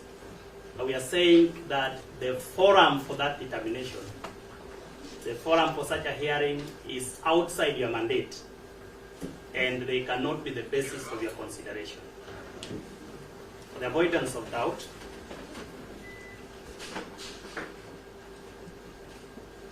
the jurisdiction to hear and determine questions of alleged violation of rights and fundamental freedoms belongs to the High Court of Kenya under Article 165(3) of the Constitution of Kenya.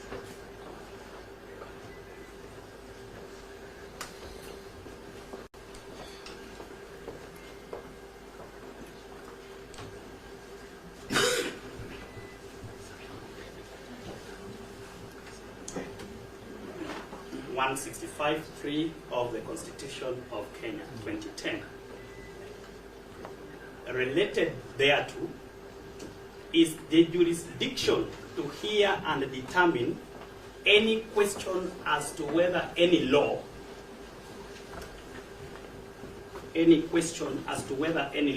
or provision thereof is in violation of the Constitution. My learned colleague, Mr. Okach, tells you that Section 77(1) of the Penal Code was used by used against the Mau Mau. It is in his view that it is an outdated law. We may agree, probably. However, it still forms part of the Penal Code, Cap 63 laws of Kenya. And more importantly, you have no jurisdiction to determine the constitutionality of Section 77(1) or any section of the Penal Code. And the court must down its tools on that aspect. That aspect cannot form the basis of your determination on bond.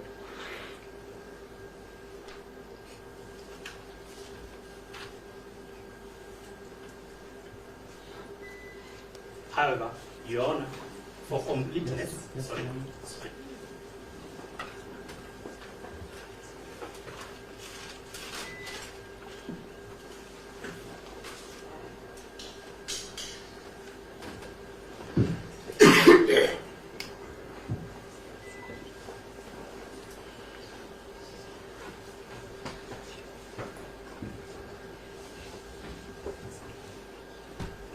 For completeness on the question of jurisdiction, if, and this is an if, even if this Honorable Court had the jurisdiction to hear questions of alleged violation of rights outside Article 25A and B, and therefore could find or make a finding that there indeed was a violation of the rights of any of the respondents,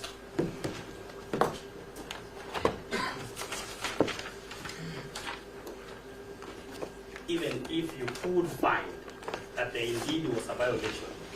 Your Honor, I stress again that the prosecution is not saying there was or there wasn't, but even if you could make that determination, the Court of Appeal in Kenya, in the case of Julius Kamau Mbogwa, sorry.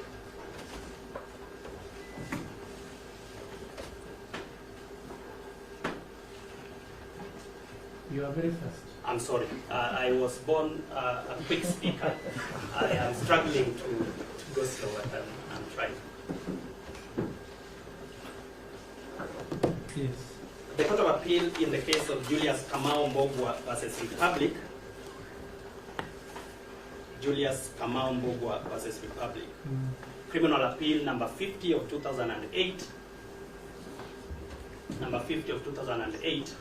This decision is equally reported on the Kenya Law Reports 2010.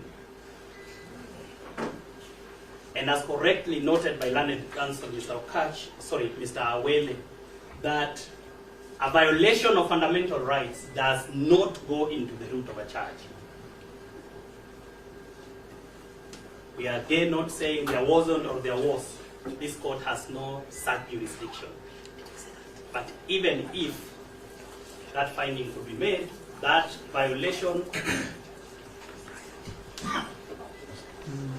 which can only be heard by the High Court, cannot go into the root of the charges before you, but is compensatable in damages.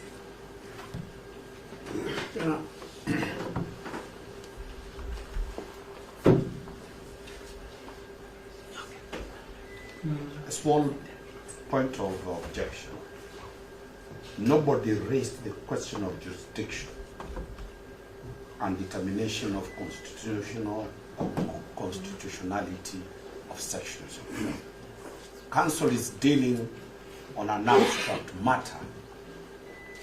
My two councils said here they shall follow that elsewhere. So we have not said this court has no jurisdiction. And we have not said that this court should declare the charge sheet defective or unconstitutional. That is the whole issue we are raising. So my good friend JV is delving into matters that were not raised by any of the defense counsels. Yeah, just to help the court contextualize, when my learned senior Mr. Omari rose, the first thing he told you is that he was going to give you a context and not the law. However, as he started, the first thing he told you is there is a fundamental issue of Article 27. That could have been in record. So what I'm basically saying if I bring him clear, Article 49 that defines provisions for compelling reasons my learned senior would have let me deal with the question. No, I was only finishing that to bring to perspective that the courts here, magistrates, look at Article 49. And they apply it. Yes. They apply it, yes, but they cannot interpret it. So what we are trying to say is that, Your Honor, we are not asking for constitutional interpretations from you, or a finding that is based, or a constitutional finding. All we are saying, apply those ones as the law allows. Thank you, Your Honor. That admission works for me. I have actually finished my submissions on that. I remind this court, it did not have to come from the defense for me to raise a question of jurisdiction. We are just reminding you that all the articles of the Constitution that were raised cannot be heard or determined by this court, and we will wait to address them before the High Court. I am done with that question. And Your Honor, we plead with the court to take down that admission by counsel that they admit you are not the right forum to handle issues of constitutional violation. Secondly, I'll now come to the question of the role of the Office of the Director of Public Prosecutions.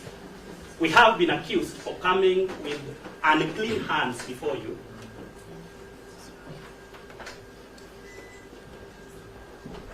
Learned Counsel Ms. Bashir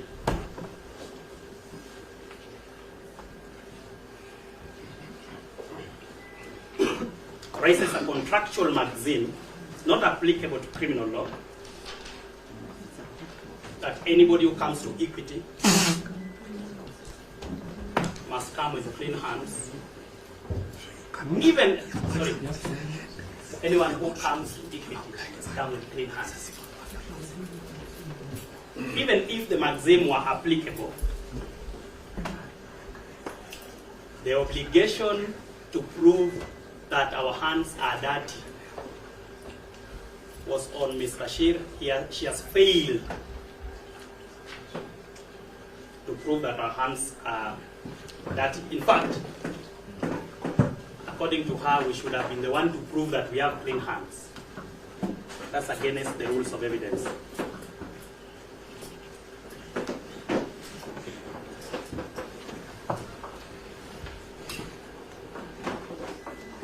However, Your Honor, this is very critical considering the context of this case. The Office of the Director of Public Prosecutions, as established under Article 157 of the Constitution,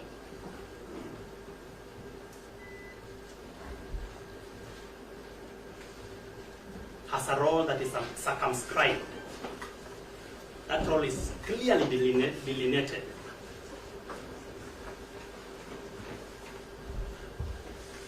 I will tell the court one thing that role does not include. It does not include supervisory powers over investigative agencies.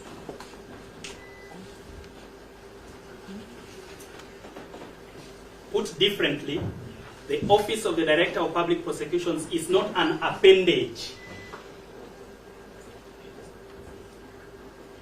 neither of the National Police Service, nor of any other agency in the Republic of Kenya. Why do we say this? Sorry, Your Honor. Questions have been raised as to the right to liberty, the arrest of the respondents. At what point do you trigger the powers of the Office of the Director of Public Prosecutions?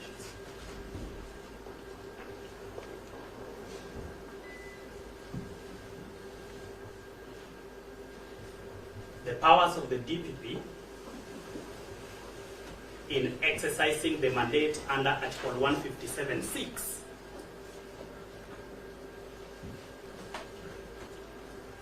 of the Constitution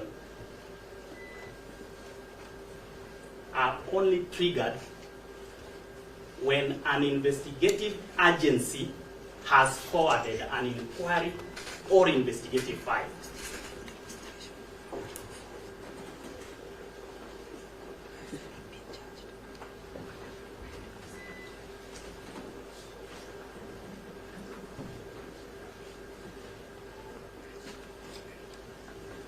The investigative file, the subject of this matter, was forwarded to the office today, and in record time, around 4 hours, the decision to charge, which in ordinary cases is made within about 14 days. In 4 hours, we had made the decision to charge, and we are before you.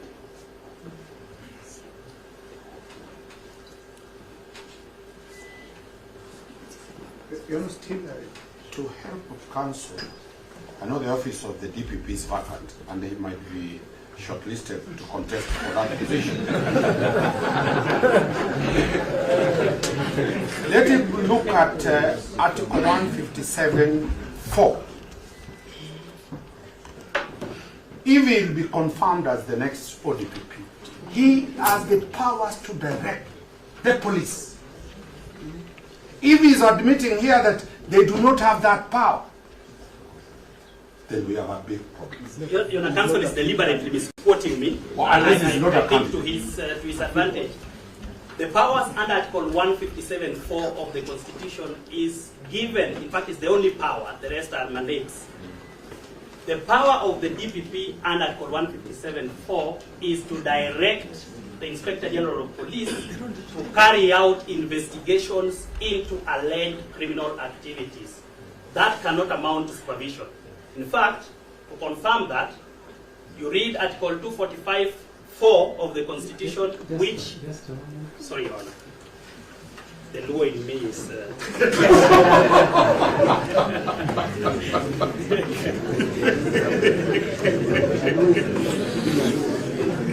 Be careful, you might be sitting there. Be careful.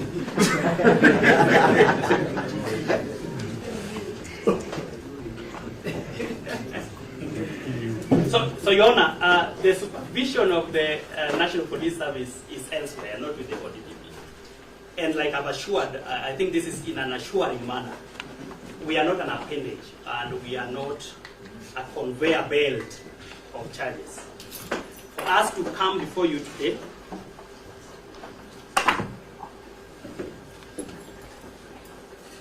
as already indicated, A decision to charge was made in accordance with the Constitution.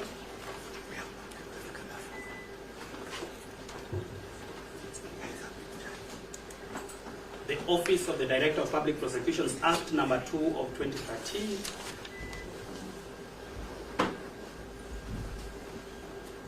The ODPP decision to charge guidelines, on which the only test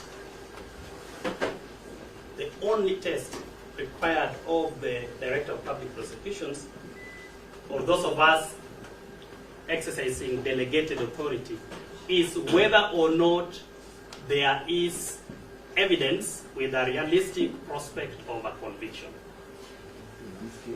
We may have been wrong in making our decision all right, but that discrimination will be made by the trial court. And that's why we have presented charges before you. We shall be expected to bring evidence. Your Honor, if I may, and we do not want to interject our colleagues.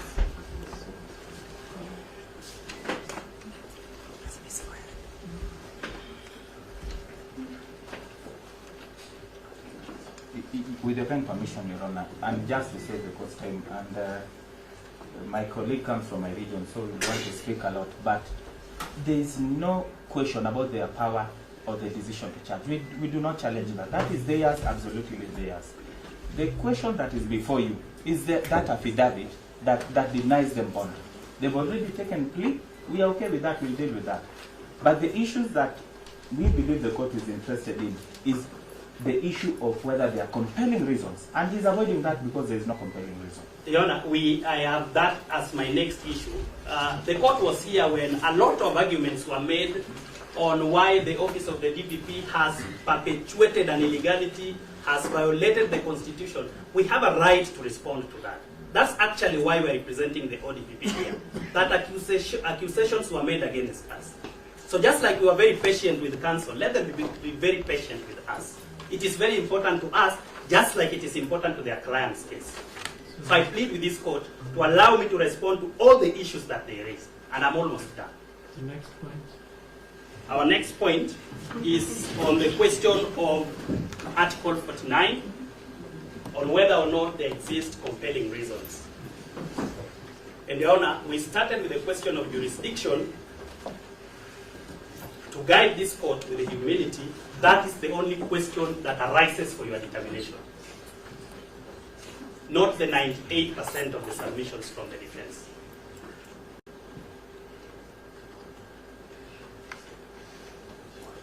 Your Honor, first of all is the technical question about whether or not the affidavit is dated. It is not. However, a look at page 2 of the application makes reference to the deponent of the affidavit. Page 2 of the application.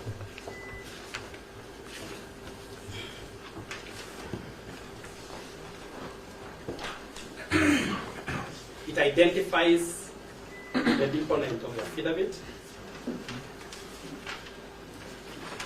and the affidavit speaks to the grounds in support of the application on the same page, page 2. Those grounds are 1 to 4 on the face of the second page.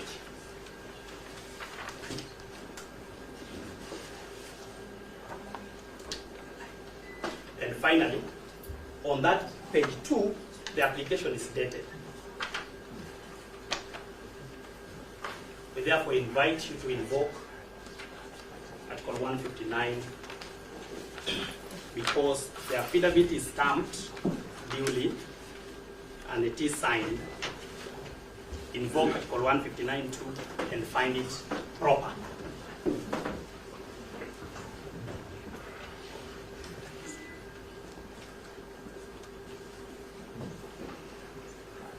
For the avoidance of doubt, no application was made to you to strike it out.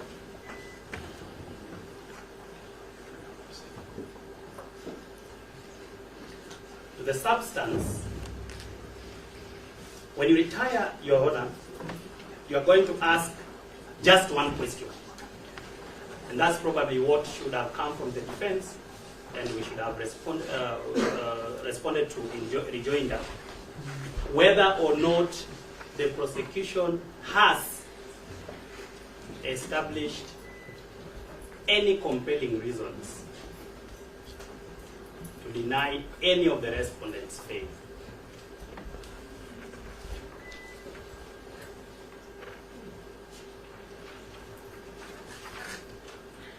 I reiterate the submissions of my learned senior on the contents of the application and the affidavit.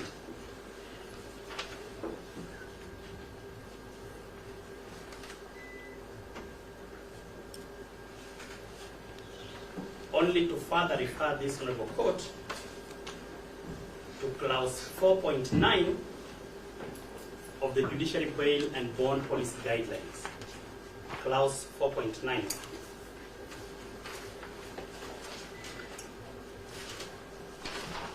And more specifically, 4.9c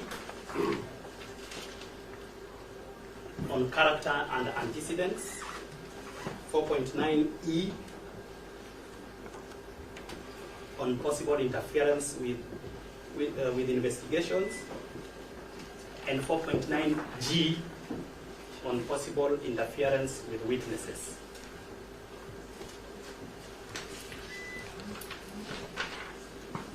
Those grounds are again on the face of page 2. Just before we go to page 2, the prayers on the application, and then on page 2 we say the grounds number 2, number 3, and number 4. Likelihood of interference with witnesses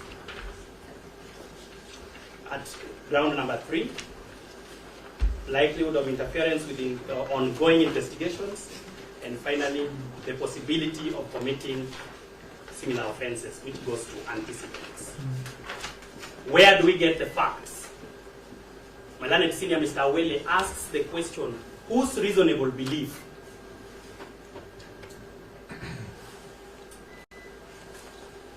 The belief is of one Corporal Geoffrey Mwangi. He identifies that belief in the affidavit, as should be done. What is the source of the belief?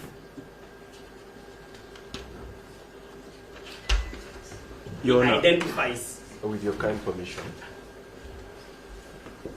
Your Honor, this is usually not my ordinary playground, and Mr. Whitty knows it.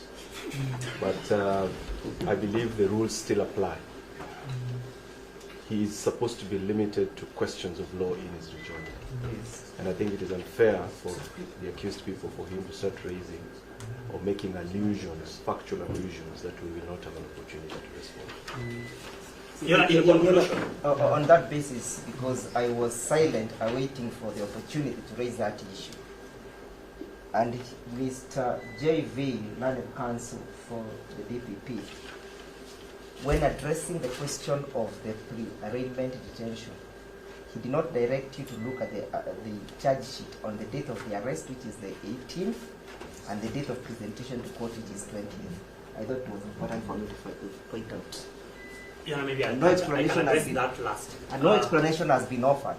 They never disclosed, and this is their charge sheet, unless they are denying it. That's okay. Your Honor, we'll address that last. I was concluding on the issue of whether or not there is compelling reasons. We invite you to look at a... Sorry, Your Honor. Sorry. The issue that Mr. Awele is raising. Awele. Yes. Is very critical. It is the reason that I have said I'm concluding on that issue, so that I don't go on the issues of facts. I think that was guidance. Yes. I am very well guided. And in conclusion, we invite you that when you retire and look at the matters of fact on the affidavit, vis-a-vis the prayers in the application, you find that indeed there has been established compelling reasons to deny it. There are two questions of law that are left, which I conclude with.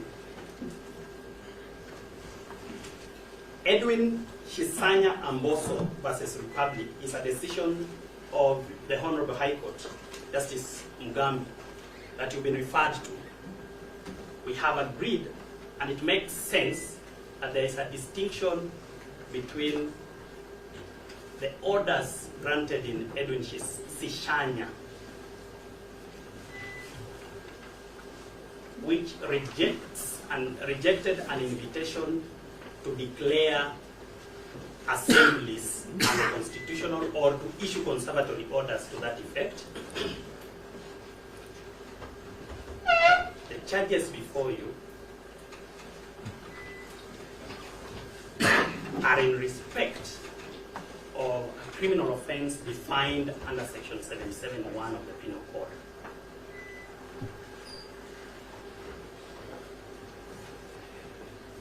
We admit and agree with the defense that there exists orders of the High Court upholding the right to assembly.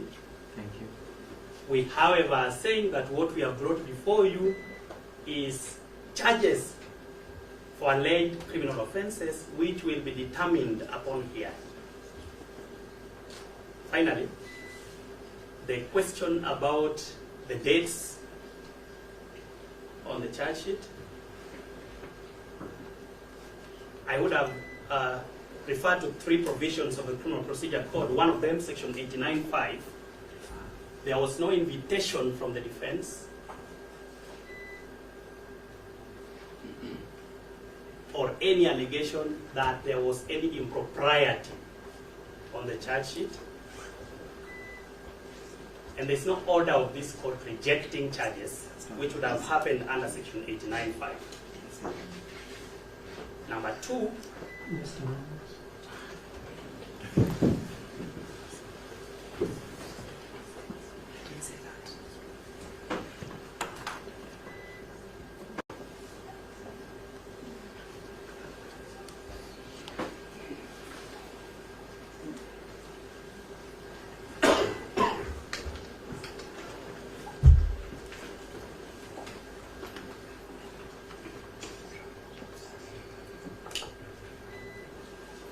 Number 2, Section 382 of the Criminal Procedure Code provides for an allowance in error of dates and names, among many other errors, and so that will affect the validity of the charges. Number 3 is that this court has the powers to direct suo motu or upon application by the prosecution to amend charges. That is still available. And that power and right exists all the way until before the accused is placed on his defense.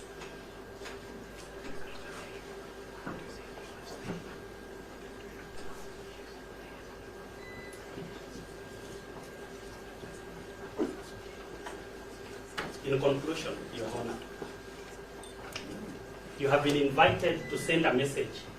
I'm only concerned about the message you're sending to the prosecution. We plead with you that we have not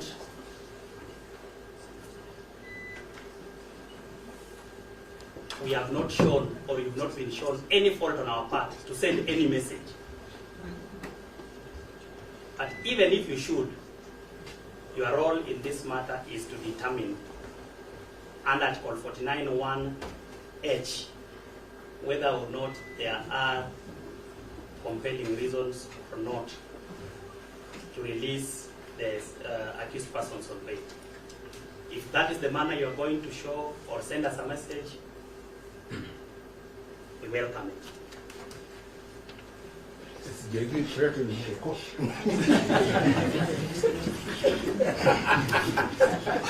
No, Your Honor, talk from it. I'm neither threatening the court. There's the issue I've been reminded about place of detention. Should this court not be able to make a determination in the next few minutes? And I have been advised by the Deputy Director of Public Prosecutions, who I am pleased to be leading me today, that we are not objecting to the accused persons being held at a police station. However, she has advised me that the police officers will have a discussion with where to place them, which police station to place them. me tell you one. Senior, Off record. The day they'll arrest you, they'll take you to Cancun. That is a honorable member of parliament. Let us treat our leaders with respect, away from the police. When I was dealing with the SSU matter, I'm only talking to him as a friend. This is off record, Your Honor. Off completely record. I'm advising him. We can talk about this off record outside. No, I'm only advising state officers. Your Honor, again off record as he sees, he has applied to be my boss.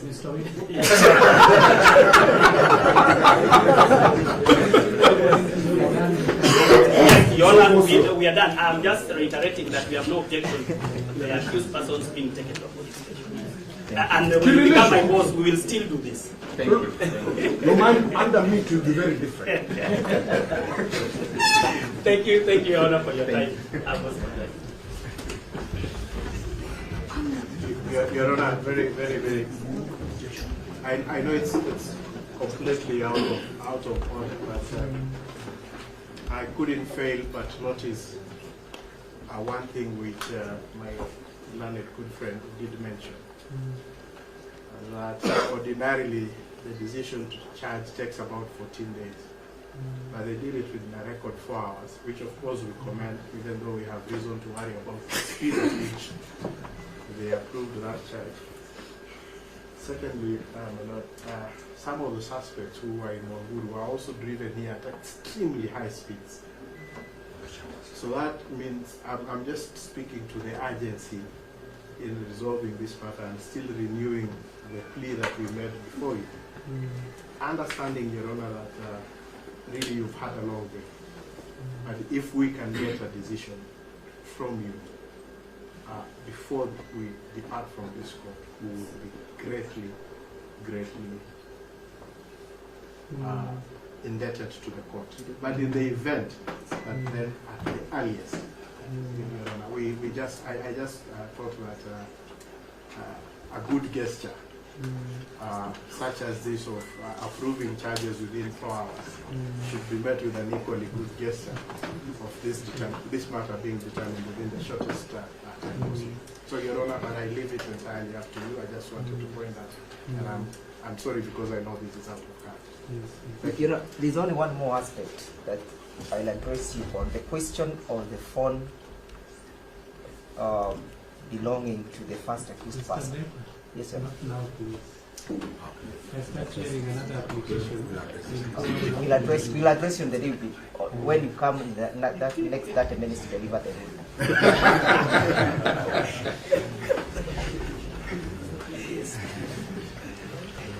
If it were not because of the large number of people in the courtroom and the consequences of not hearing you to the end, we would not have gone up to this time. But I thought if I stopped midway, maybe, you know, the reason differently. Some of us would have started making noise. So that's why I've decided to let us proceed up to this time. But it is extremely unusual, isn't it? Yes. It's extremely unusual. So I know you would have liked to have a decision right away. And I'm also asking what would be the effect of that decision, whichever way it goes. If Madam, you fail in the application and it goes to in favor of the defense now, will they be able to have the benefit of that decision now? I think the answer is obvious. Yes. So that's why I'm asking to do it tomorrow. Now that we've had a long day and a short night. By the time we get to our homes, it will be past 10 p.m. So that means the earliest I can start writing the decision is tomorrow morning. Because even after we finish, I still have something to sign. Many documents still to sign. So let me put that in writing.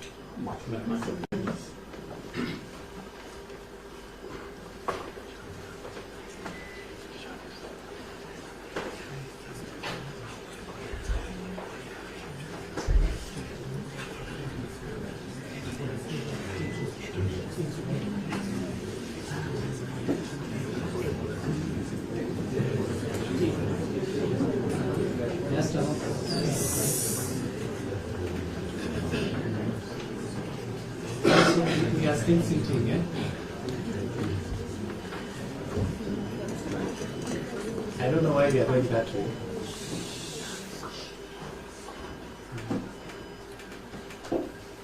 So tomorrow, what time do you prefer? I don't know whether it's possible to have it at around 9 or 10.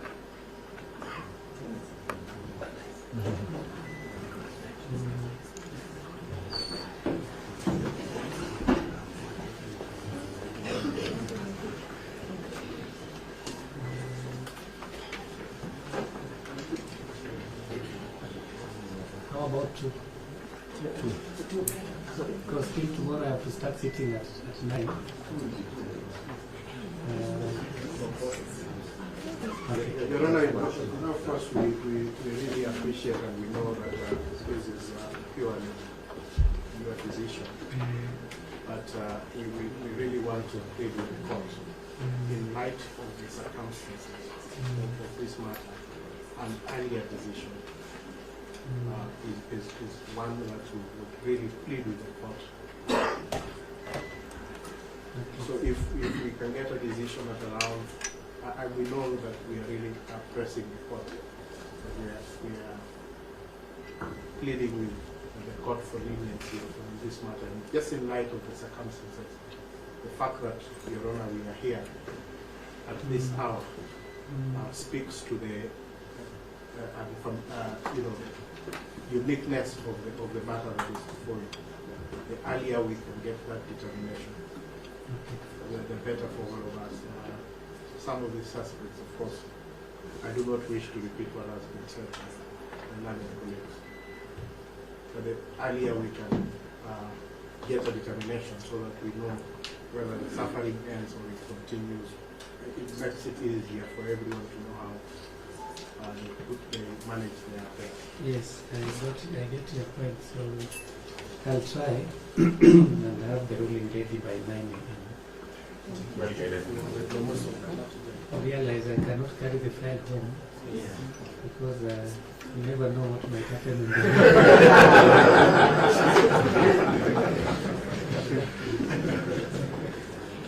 Yes, you can meet even a bad group, so it is safe to let it remain here. So the first accused will be escorted to hospital for medical attention. And then the accused persons will be remanded at police station. Which one did you say? Relation.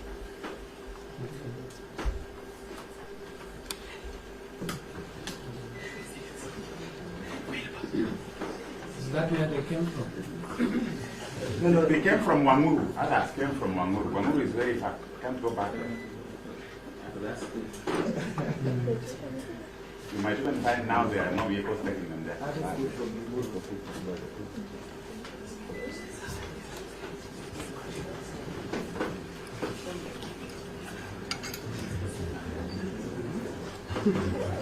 So the accused persons will be remanded at Kileleshwa police station until tomorrow. Yes, I think we have come to the end, and just for housekeeping, this is now a humble request. It is at night, and I know definitely each one of us will have to walk out. So I just request as you walk out, just try to do it as peacefully as you can. Because you know the accused persons will be here tomorrow, and interacting with them at this hour may delay your exit. They know you have to leave, regardless of your relationships. So that's that you just take your time and exit peacefully. You will find them here tomorrow at night.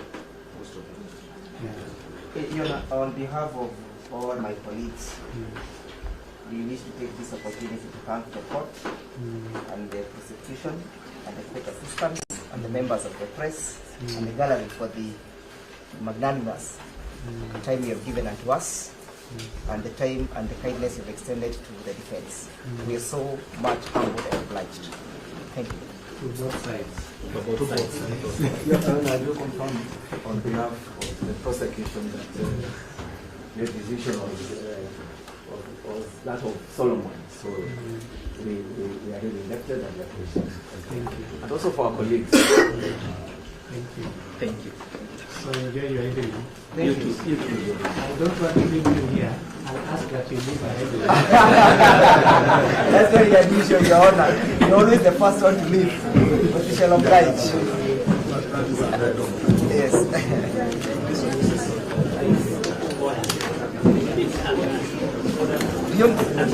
Nimekuletea ndevu bwana.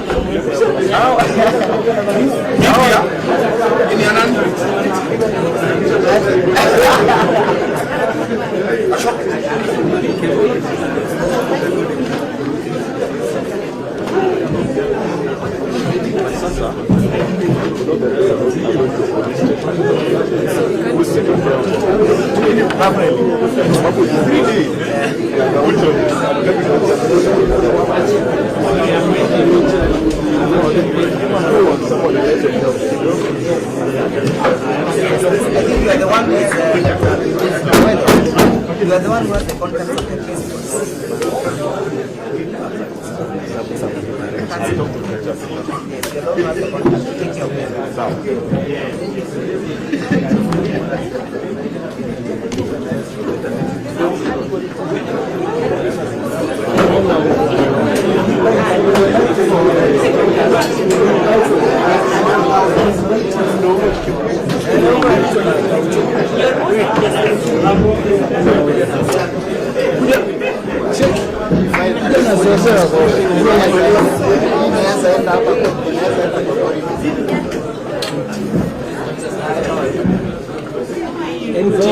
MTV, let us